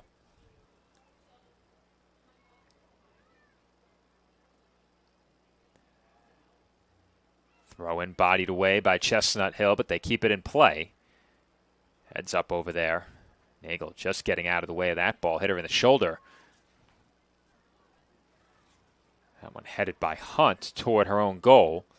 Sahirna wants the Dolphins to play it back. Hunt pressured, lost it. Chance for a through ball, and the flag is up, and that is the right call. It is offsides, and I think Ritter knew it as well. We had a lot of offsides our last game. That might have been the first time today we've seen an offside call happen in this one. Should be able to tell you exactly how many we had, Nick, but we don't have a complete box score. So we mentioned the stats catastrophe and what happened with the old version of live stats. Couldn't generate an XML. I had to populate the entire document myself. Yeah, I think you were going to mention earlier on. What was the issue exactly with the XML you were saying with the stats last game? So what happened with the XML is that it would not generate because it was an old version of the program. Okay. So because it didn't generate an XML, we had no file to upload to our website, as there's a good long ball toward Asola. Strong run, and this might be a corner kick, but it does not take the role the Dolphins were hoping for, and I think CSI was last to touch it. It went off of Asola just the last second. The throw-in gets right by her onto the foot of Westerveld, but The XML, though it didn't generate for us to download via the NCAA manager, the submission to the NCAA was complete. They had a full box score from the game. And a thank you to Liz and over at the NCAA, their support crew via phone call. They helped walk me through it, getting the changes that we needed made. The yellow card right there, Joe. Oh, I actually didn't get a chance to throw you under the bus, Nick. Me? I asked the question of you after the goal during that game. I don't remember what the question was. I asked who had the assist. So the assist, I had the assist wrong? We had the assist wrong. Okay, that's on me. You take responsibility, in the famous words of our statistician, Louis Matrone, though. Yeah, Is he really our statistician anymore? Oh. It's been a long time since he statted a soccer game. Mm-hmm. Could be soon to be engineer for us here. I think Lou makes his engineering debut on Saturday. If not Saturday, it's next week. I think it's next week. I think it's next week because I didn't see him on the schedule. It's next week. Okay. We have Tyler Clark returning to engineer So for us. who was the assist then? 12. 12, okay. We gave it to Seton, and I think it was Augustine who should have had it. That was one now, where... if I had a monitor... Right, that's what I'm saying. We had the monitor, I think it would have been more clear. I was trying to go off of our production truck laptop and see if maybe I could see it there. Really tough to tell from that angle. Yeah, via the crystal clear video that our audience is enjoying over on Flow Sports, we could have picked it up a bit better. Unfortunately, you and I did not have our monitor last game, and when we plugged it in, it caused our audio to go out, so that was no fun. Just short of 8 minutes gone by here in the second half. Dolphins lead it 1-0, and if you're the Dolphins, trying to find a balance between being aggressive from this point forward and generating chances and protecting that lead for a team that's gone through the stretch they have the last couple of years, it has to be tough. Well, we saw kind of a game plan for what you do in these scenarios on Saturday for Felician, where we talked about the last 20 minutes of that game, the Dolphins were pretty much controlling the pace of play and the time of attack. And Felicia was pretty much on the back of their cleats, having to make sure that they could play defensively in that stage. So it's not an ideal scenario, but you could maybe see the Dolphins be in that scenario as the game progresses here today. But still a long ways to go, and of course, you would like to get maybe one more goal to potentially put this game out of reach. The Dolphins will concede a corner here. They had a chance to maybe clear it if they put that ball away from the touchline. Couldn't do it. The corner kick now on its way toward the back post, headed and blocked. And it will be off of a Griffin. We'll get a look at it on replay in just a moment, but Nick, another good corner for Chestnut Hill. That one toward the back post. It was headed in the direction of goal, but I believe blocked by Griffin on the way in. I think it was at the last second. It never made it on goal, that's for sure.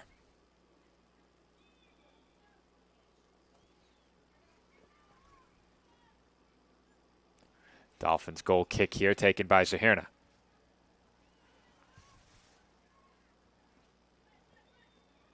Ball skips around in the attacking third. Down goes a Griffin.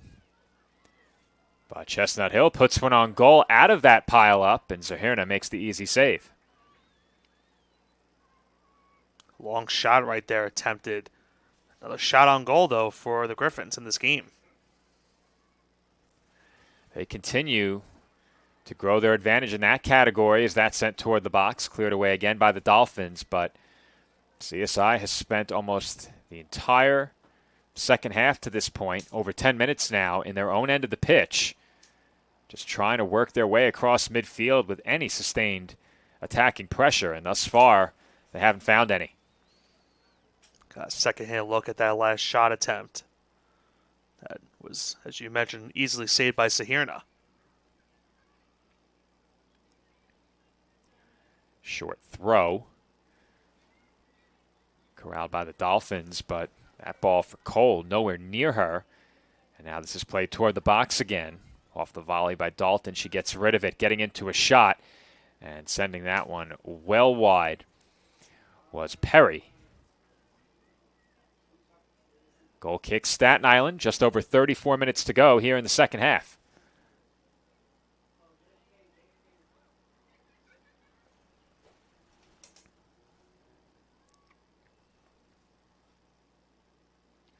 So here, directing traffic here.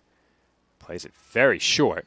Dolphins almost didn't appear ready for that pass, but Asola second time in this reacted game. And came down to meet it. She's on the move here, trying to power through traffic. Couldn't.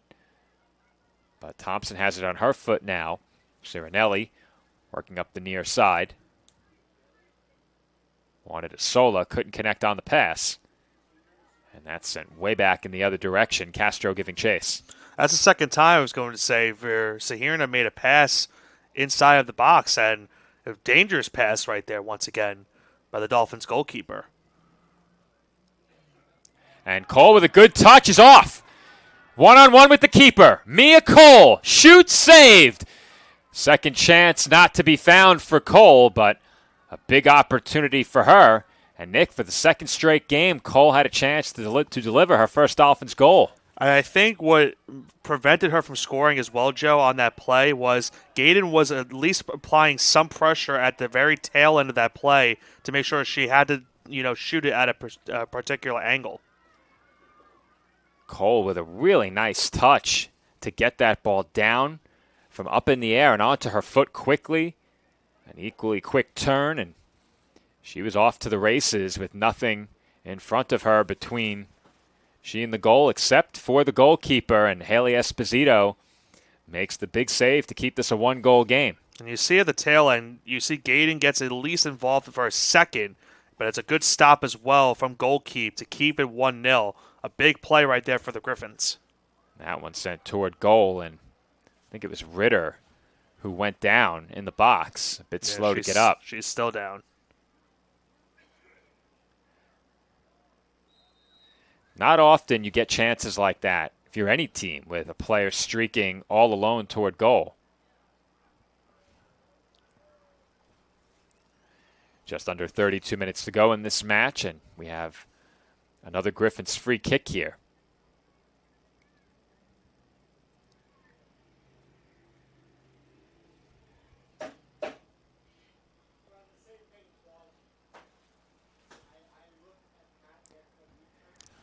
Very empathetic, or a very interesting conversation going next door, I guess. Yeah, it looked like all of you were communicating in a triangle around me. I was okay. Not communicating with anyone originally. I just got a certain look. Dangerous position here. Bicycle kick attempted, and it was blocked on the way in. I think that was Collins. We'll get a look at it one more time, but that free kick ended up being volleyed with the head straight up into the air, and then from there it was anyone's ball. The end result, an attempted bicycle kick, and here you see Collins square herself up underneath it. I think her shot was blocked by Nagel, and Nick very nearly blocked with the arm or hand as that shot travels just wide. Another chance for Collins, and this time she sent it just wide of the far post. Yeah, you see the Griffins are starting to get a lot more opportunities here in the second half, Joe. Another shot attempt right there. This one just going wide right of the goal post right there, leading to a goal kick for CSI. Under 31 minutes to play here in half number 2. Both teams continuing to make substitutions. Dolphins have a goal kick here off of the shot wide by Collins.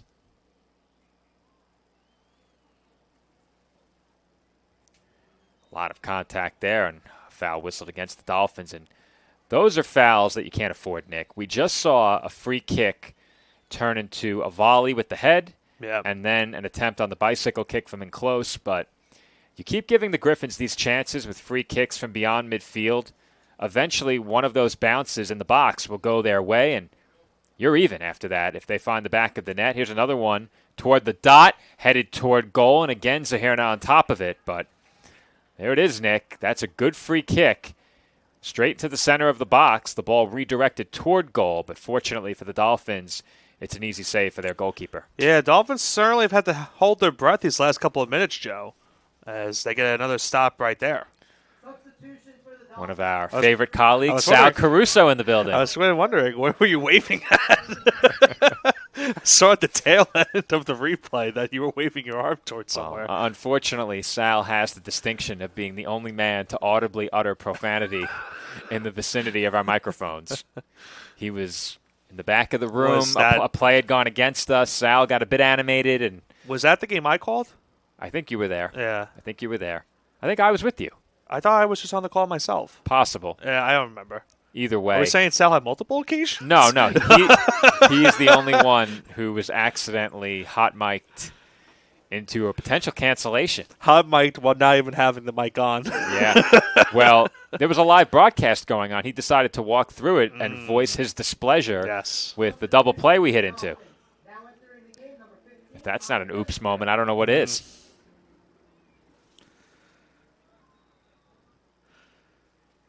That was a wild game that we had that game. I believe that was against Malloy. And that was a weird game because Malloy was technically the home team in that game. Yeah, we had a couple of those over the last few seasons. I think we hosted a soccer match for Queens as well. You would know better than I would. I think we did. It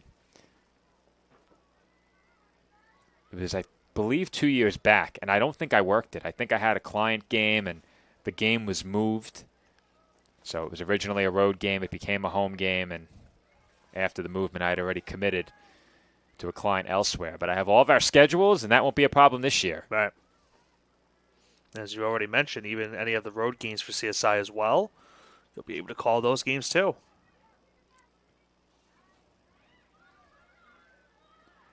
Possession with the Griffins, working into the attacking third. Ritter, working against Charsky, gives it up to DeGeorge. DeGeorge wanted to cross, and she earns the Griffins a corner kick. It's going to be the Griffins, I believe, 5th corner of this game upcoming.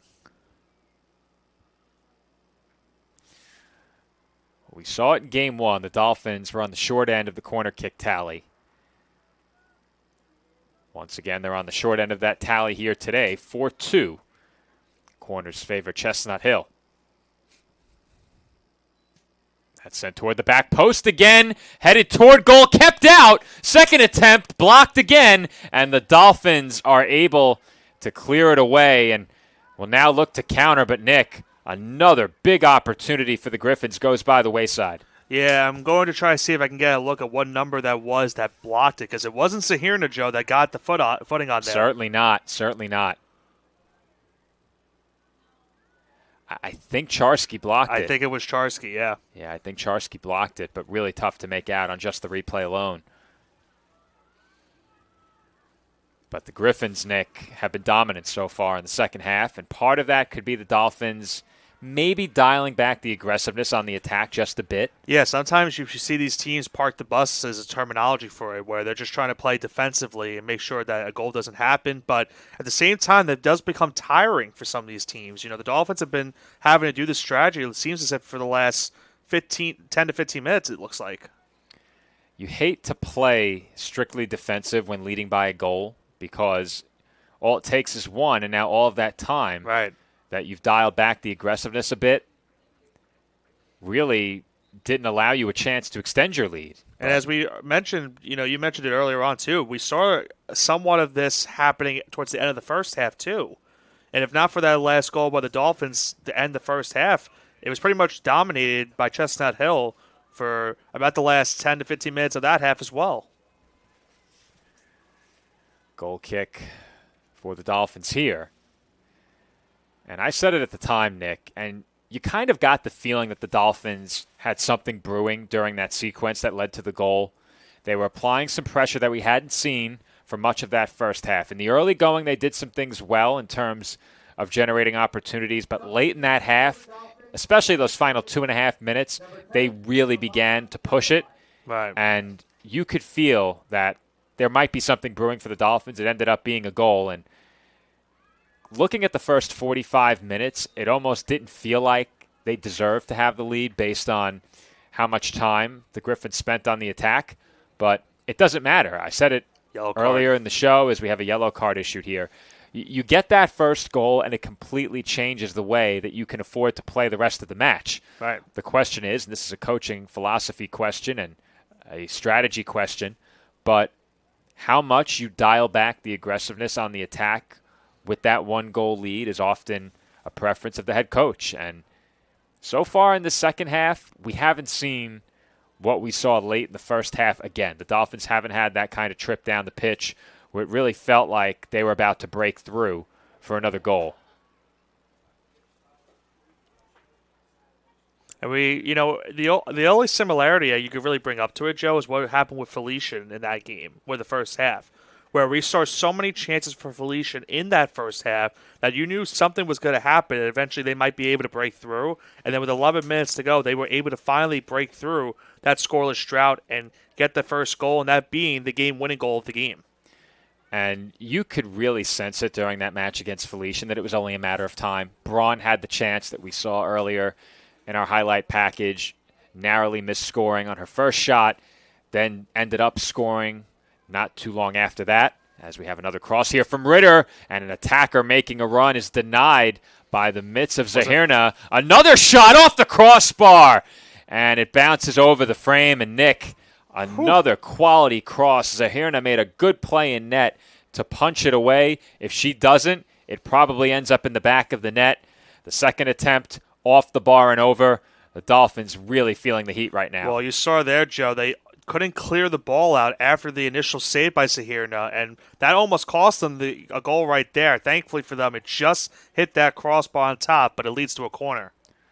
And that cross, or I should say corner kick, not a good one. And that's been a rare poor corner that we've seen in this game from Chestnut Hill. At the very least, their corner kicks have landed in a spot where it makes the defense feel at least slightly threatened, because that one traveled over everybody and behind the frame. Every once in a while, you'll see one of those corner takers, especially from that angle, a right-footed kicker shooting from the left of goal. They try and bend one in, and those are incredibly difficult, but we've seen that go in before. I think I've called one, as Jurek with a good run now has some space. Jean Belay coming down the middle. Right back to Jurek. Jurek jockeying for position and commits the foul. That was a quick whistle against Jurek. Maybe we get a look at that one from in tight. Next time the ball goes out of play, perhaps. We have the second camera. Might as well use it. Yep. I've never really considered soccer much of a multi-camera sport as long as we're this far from the action. Ooh, Nick, unless she hit her in the face. I didn't see anything. I did not see much there. Yeah. Didn't see much. And in live action, I didn't see much. But now the Griffins hoping to turn that into a chance very quickly, have it sent over the near side. They will throw. Just over 22 minutes to go here in the second half.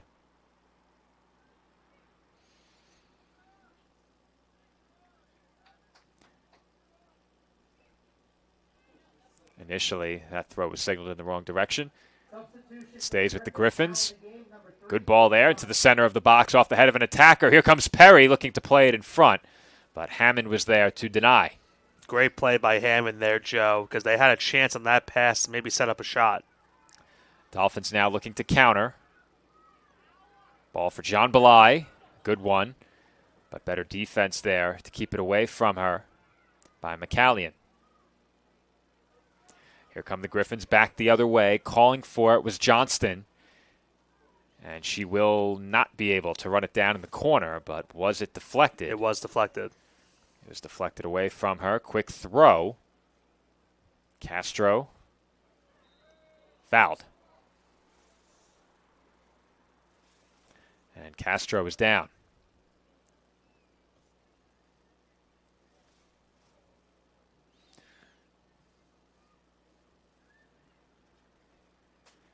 Aside from the rainfall, I would say about 2.5, 3 hours prior to game time, it's turned out to be a very nice day for soccer. Yep. Bit cloudy, but nice and cool up here in the press box. A bit humid outside for my taste, but you and I, Nick, for the first time ever calling soccer in the air conditioning. That's true. Can't beat it. Certainly not. I will not complain, and it makes calling the game that much more enjoyable.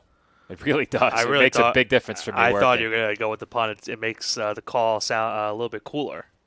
Really thought you were about to go there for a second. Maybe I should have. Another corner kick here for Chestnut Hill. This could be number 7 of the game for them. Unless the scoreboard beat you to it. No, they always update it after. Okay. That one toward the back post again. And it definitely contacted a Griffin, but I think it last touched the Dolphin. CSI doesn't think so. Maybe run it back slowly, Nick, and see if we can make out who last touched that ball.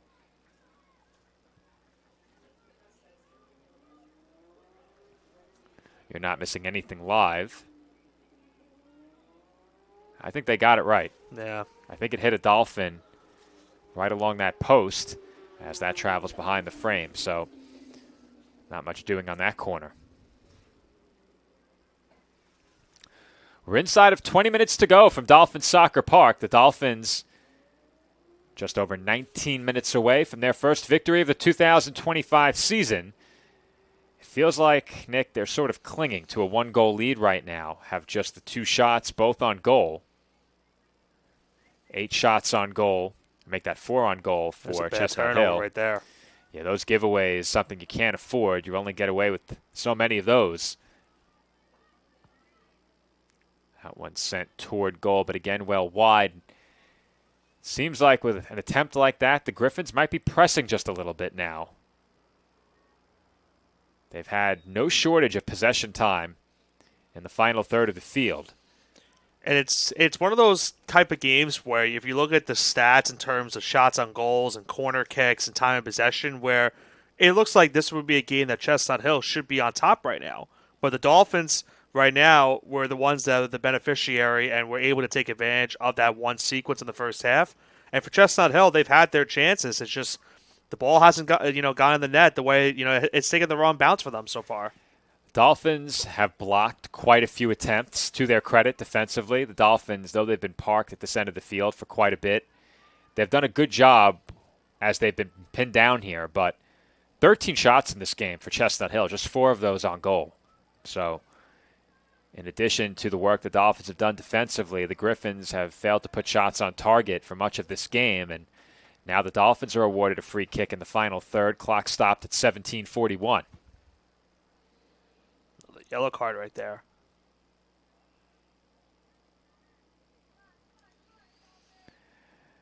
That is our 5th booking of the match, I believe. It is Ritter who picks up the yellow. 3 yellows for the Dolphins and 2 for Chestnut Hill. And Nick, I never would have guessed we had 5 bookings before I checked the stats. Yeah. To be fair, though, my view of a large chunk of the field is obstructed by the facade of our press box, and I'm calling the game mostly off the monitor. It's a good thing we have it today. I love my monitor. I really do. It's my travel monitor for gaming, for broadcasting, for working. I can use it as a second screen, an extension of my laptop screen. It's wonderful. Thompson, free kick over everything.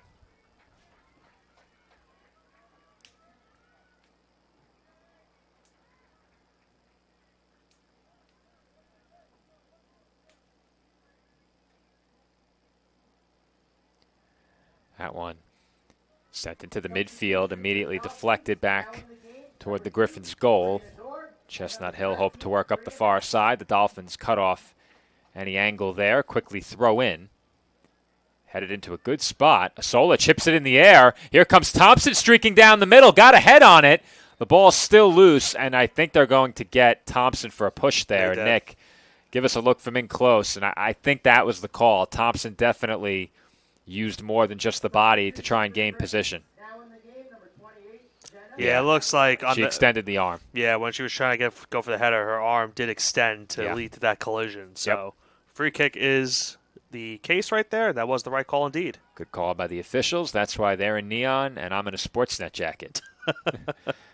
Good play there by the Dolphins. The ball was still loose briefly, but the Griffins quick to clear it.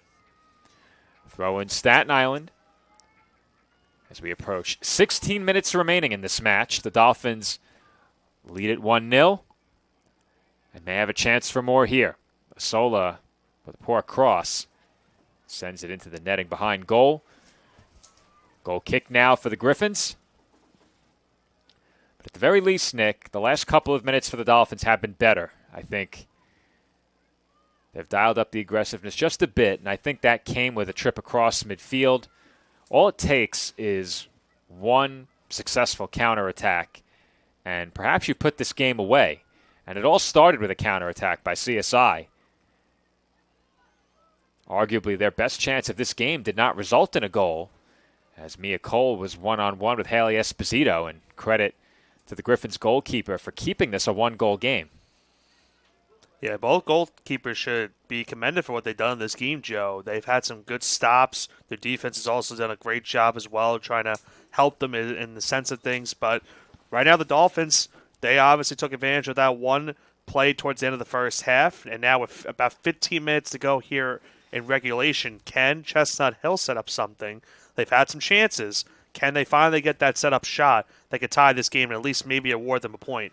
And to your point, Nick, both goalkeepers have had some really good moments, and you mentioned the defenses doing their part as well. I think Gayton altering that shot by Cole, as you highlighted when she attempted that shot, is now the Griffins moving in the attacking third after another Dolphins giveaway, but not enough on that shot.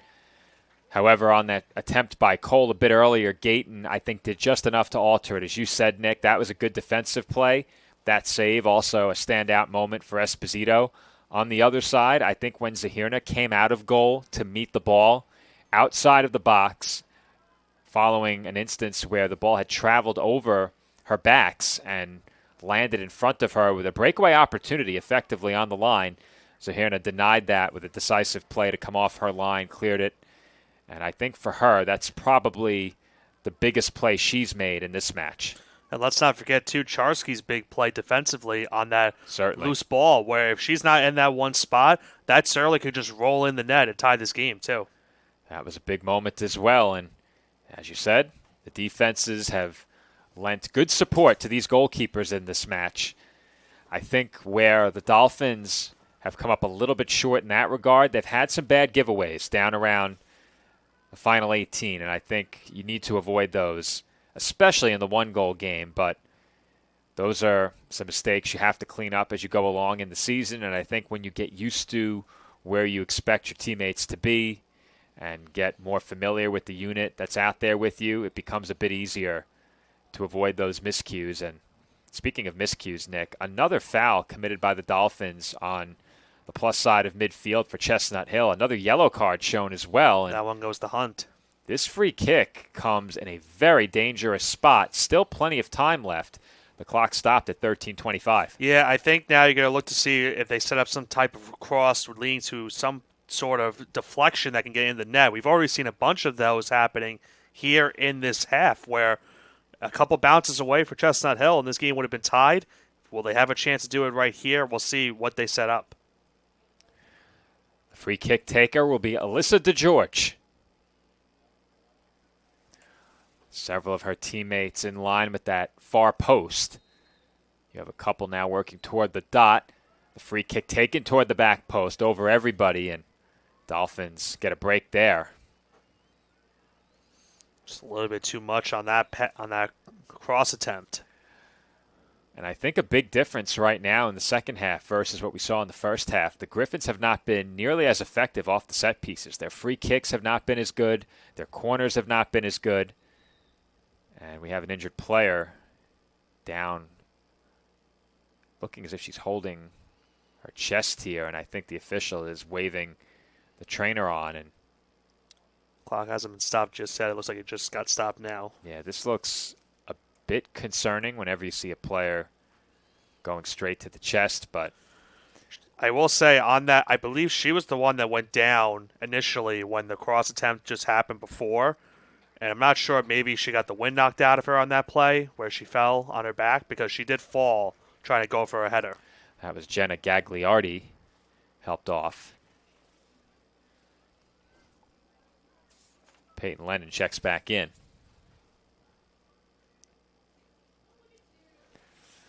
When we resume, the clock will begin running at 12:51.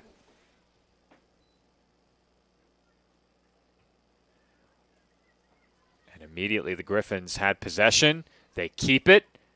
Looking for a shooting lane here. Good defensive play by Hunt, but couldn't clear it. She tries again and does. That's a big play by Hunt right there, Joe. That was a good approach right there by Sullivan. Made a couple of nice moves towards the net, but just couldn't get a shot off due to the defense right there by Hunt. Sullivan got much further than I think either of us expected, Nick. That was really good dribbling, and she was strong over the ball there. Several Dolphins were working to try and dispossess her and at the very least disrupt her movement toward the center of the box.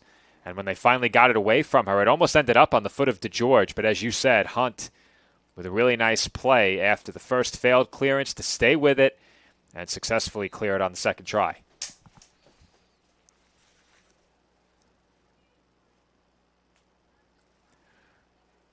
.12:14 on the clock. Dolphins, again, cough it up in the midfield.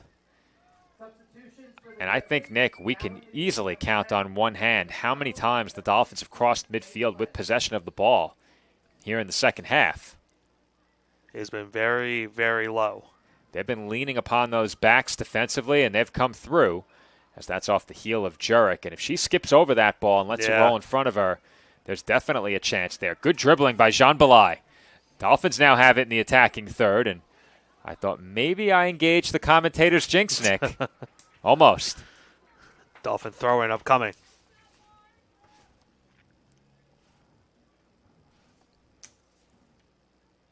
Serenelli will throw in, under 11.5 to go now. Substitution for the Dolphins, now in the game, number 8, Sarah O'Donnell. O'Donnell, the goal scorer, back in for Staten Island.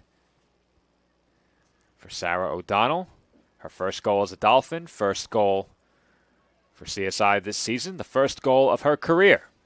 So congratulations to Sarah. She was in the right place at the right time on that play. And a lot of the time when it comes to being the goal scorer, that plays a huge role in getting those 2 points on your stat line. That one scooped up by Esposito.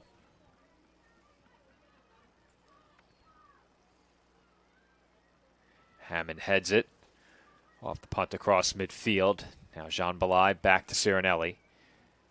Jean Belay again. Ahead for Thompson. Thompson wanted Jurek, but a bit too strong on that ball.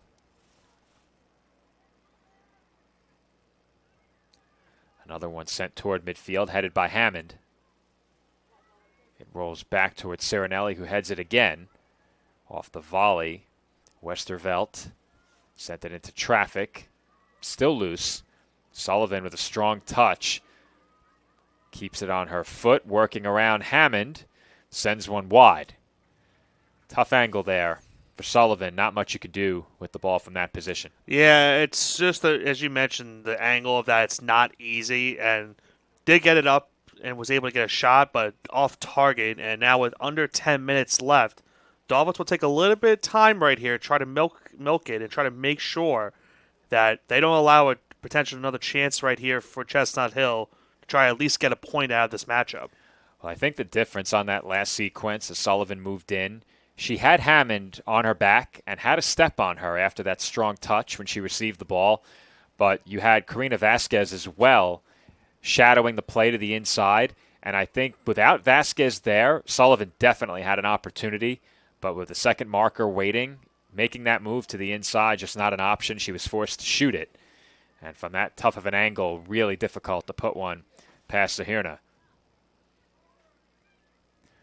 We're under 9 minutes to go here in half number 2. And oh, boy. That's a really poor pass, but Dolphins get away with it. That's the third time we've seen that, Joe, where Zahirna's just trying to clear it away or at least pass it away, and it's gone right to one of the defenders. So another big break right there for CSI.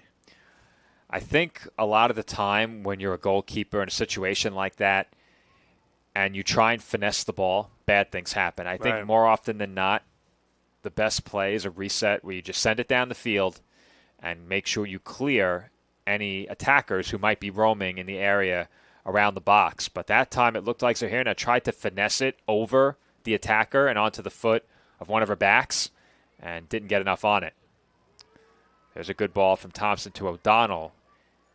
It does kind of flatten out on her a bit, and she draws the foul.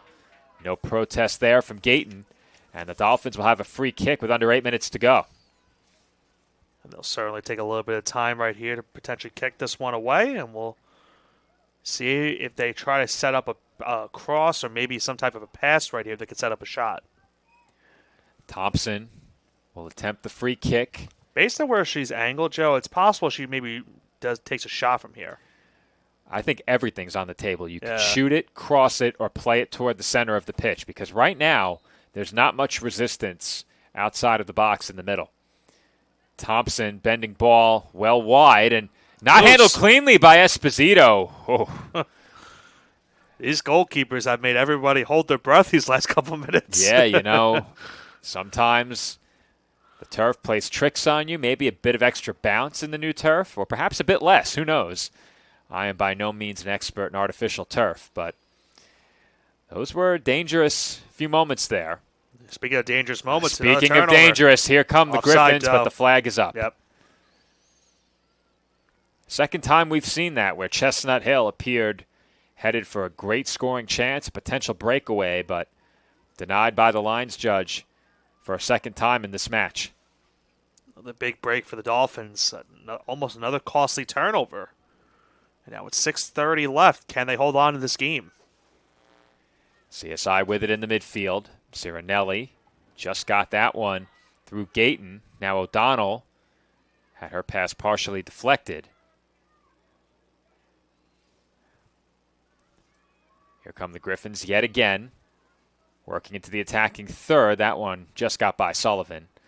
Hunt gets it to Jean Belay through a tight window. Jean Belay works toward the center of the pitch and around her marker, but could not beat Lennon. And there's a big collision there. Cirinelli down, spilling over Lennon. Quick throw taken by the Griffins.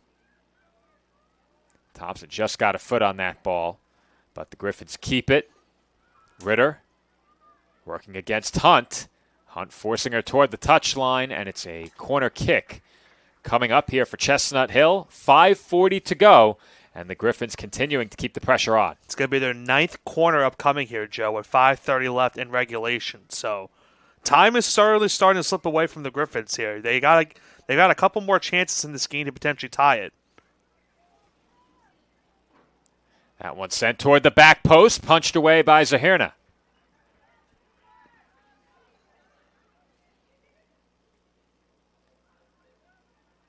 Working in and attempting a long shot there was the attacker Mo Stellar, and that one skips into the arms of Zahirna through traffic.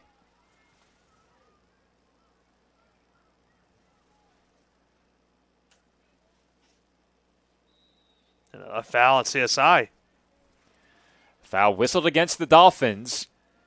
And now under 5 minutes to go, the Griffins will have yet another free kick.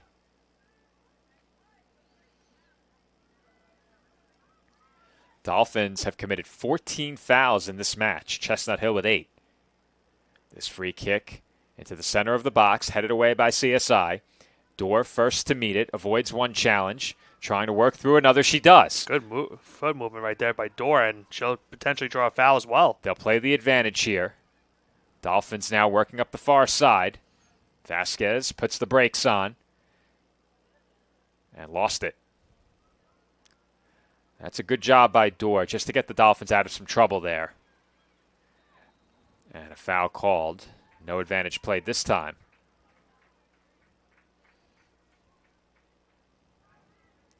Free kick Staten Island under 4 minutes to play. That one got through Jean Belay. She thought she was fouled. I thought so as well. Thompson trying to fend off Gayton. She does. Now O'Donnell up ahead. Ball rebounds over toward Bridget McDonald. She never got to it. Instead, it's Ritter working against Thompson. Thompson just threw her down. Second time she's been called, and she's going to get a yellow card, Joe. Yeah, you weren't getting away with that one under any circumstances. Yeah. There was no way she was going to get away with that one. Oh, yellow cards here today, too. Yeah. Quite a few. That number 6 now? That's number 7. 7. I think we had, 3 in the last game?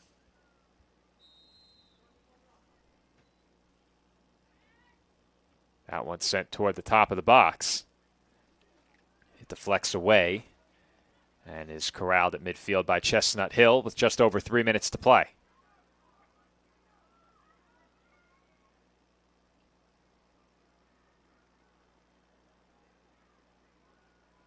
Griffins lose it. And the Dolphins now have space to work with on the counter. Good move there by Jurek. Here come the Dolphins. And Jurek taken down. Another yellow card. That will draw a whistle and perhaps a yellow. Another yellow card issued. And that wasn't a necessary foul if you're the Griffins. Yeah, that was on to George right there. And it looked like for the second the Dolphins were going to have numbers and set up something right there. George got there at the last second. But that yellow card will now issue the Dolphins a free kick. 2:51 to go in this game.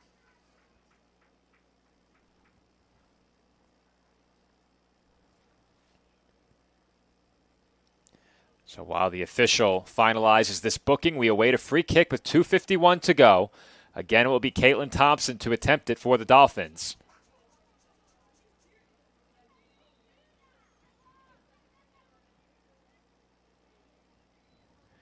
This one sent toward goal and high. Dolphins have exclusively attempted shots on the free kicks. Now, if you're Chestnut Hill, Joe, you got to start going very, very quickly down the pitch because there's only 2:40 left in this game. 2:43 to be exact. They stop the clock for the moment.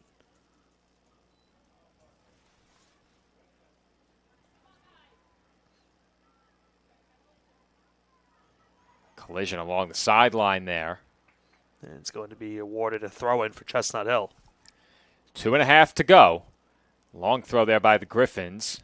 Headed back the other way by the Dolphins. Phoebe Asola back in for the Dolphins. As the Griffins look to work quickly. A lot of contact there. The ball rolling toward the touchline. Hunt clears. I think they called the foul, Joe, on that play, and they did. Yeah, the Dolphins. They were giving them the advantage. Yeah, the Dolphins guilty of another foul in yet another dangerous position. And we appear headed for an exciting finish, Nick. Definitely a cross situation right here. That far post with 4 Griffins, maybe even 5, and perhaps more joining. They're all gathered in that area. Players jockeying for position in the box as well. A few shoves being exchanged. This one into the middle of the box and headed over the touchline, I believe, by Hammond. Yep. Yeah, Hammond got a piece of it. 10th corner upcoming here. The Griffins have to work quickly. They haven't had much success in the way of corner kicks here in the second half, but the quantity has been there. This one on its way toward the back post, headed toward the top of the box. Sahirna's down, Joe. She can't get up. She's holding her leg. Yeah, and they're going to stop the clock. That's a bad sight to see if you're a Dolphins fan right there. Oh, they lost a huge chance to put this game away, Nick. Let's run that back. We'll see if we can spot what happened in goal, and then we have to get a look and see just how much space the Dolphins had, because it looked like they had plenty. It's a good job of getting that one away. Oh, she rolled the ankle. Yeah. Landed on another foot. And then Jean Belay had nobody in front of her. 2 defenders giving chase, but a strong touch there, and you make your move up the sideline. That's a really dangerous attacking play. And instead, the Dolphins, I would assume, will get the benefit of a dropped ball. But yeah, they should. Both players positioned here, and the Dolphins will get the benefit of the drop ball. So just over a minute to go. The Dolphins can put this one away if they can work it down into the other corner, but instead they concede a throw. That's where you see the intensity pick up, Joe. That one off the body of Cirinelli. In the top of the box, strong move there. Dalton, shot attempt, it looked like. Yeah, Dalton just couldn't get a quality shot off. But Initially, it looked like she had an opportunity to beat her marker. 35 seconds remaining now. Dolphins might be a clearance away from putting this one out of reach. And they've got it. There's a good move up the sideline. They've got numbers too, Joe. Dorr racing up the pitch. Big time numbers. Asola toward goal and high and wide. But that will do it, Nick. Not enough time left for the Griffins.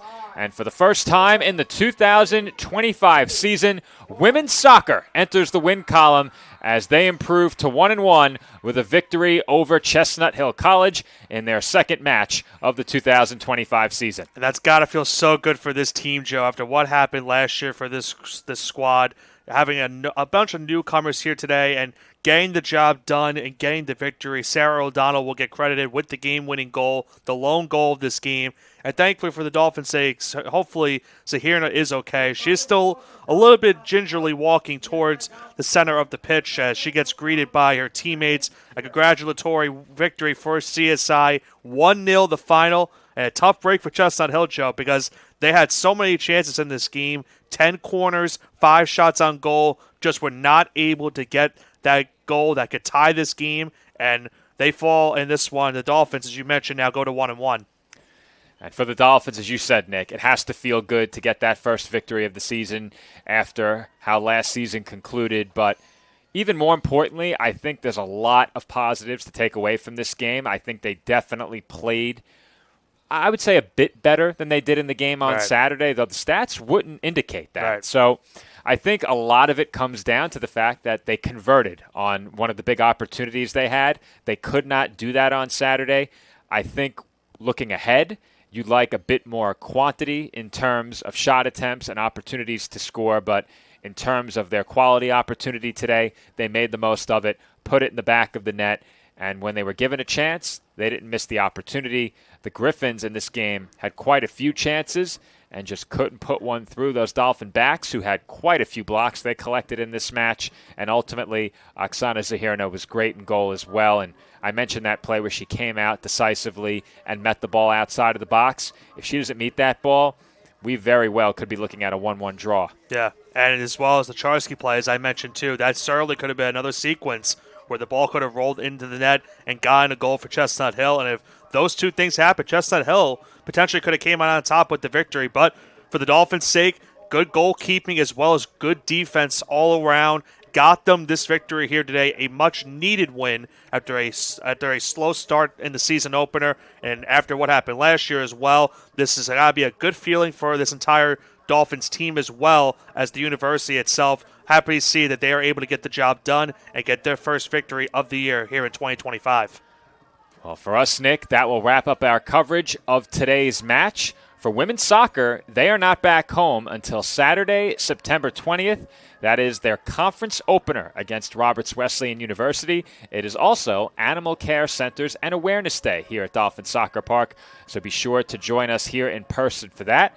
However, if you are a fan of all things CSI Dolphins athletics, we are right back on the air this weekend. Men's soccer plays in their home opener. They take on Georgian Court University on Saturday at 2:30 p.m. You can join us right back here on Flow College for that broadcast. But again, until next time, this has been Joe Foreman alongside Nicholas Pavona.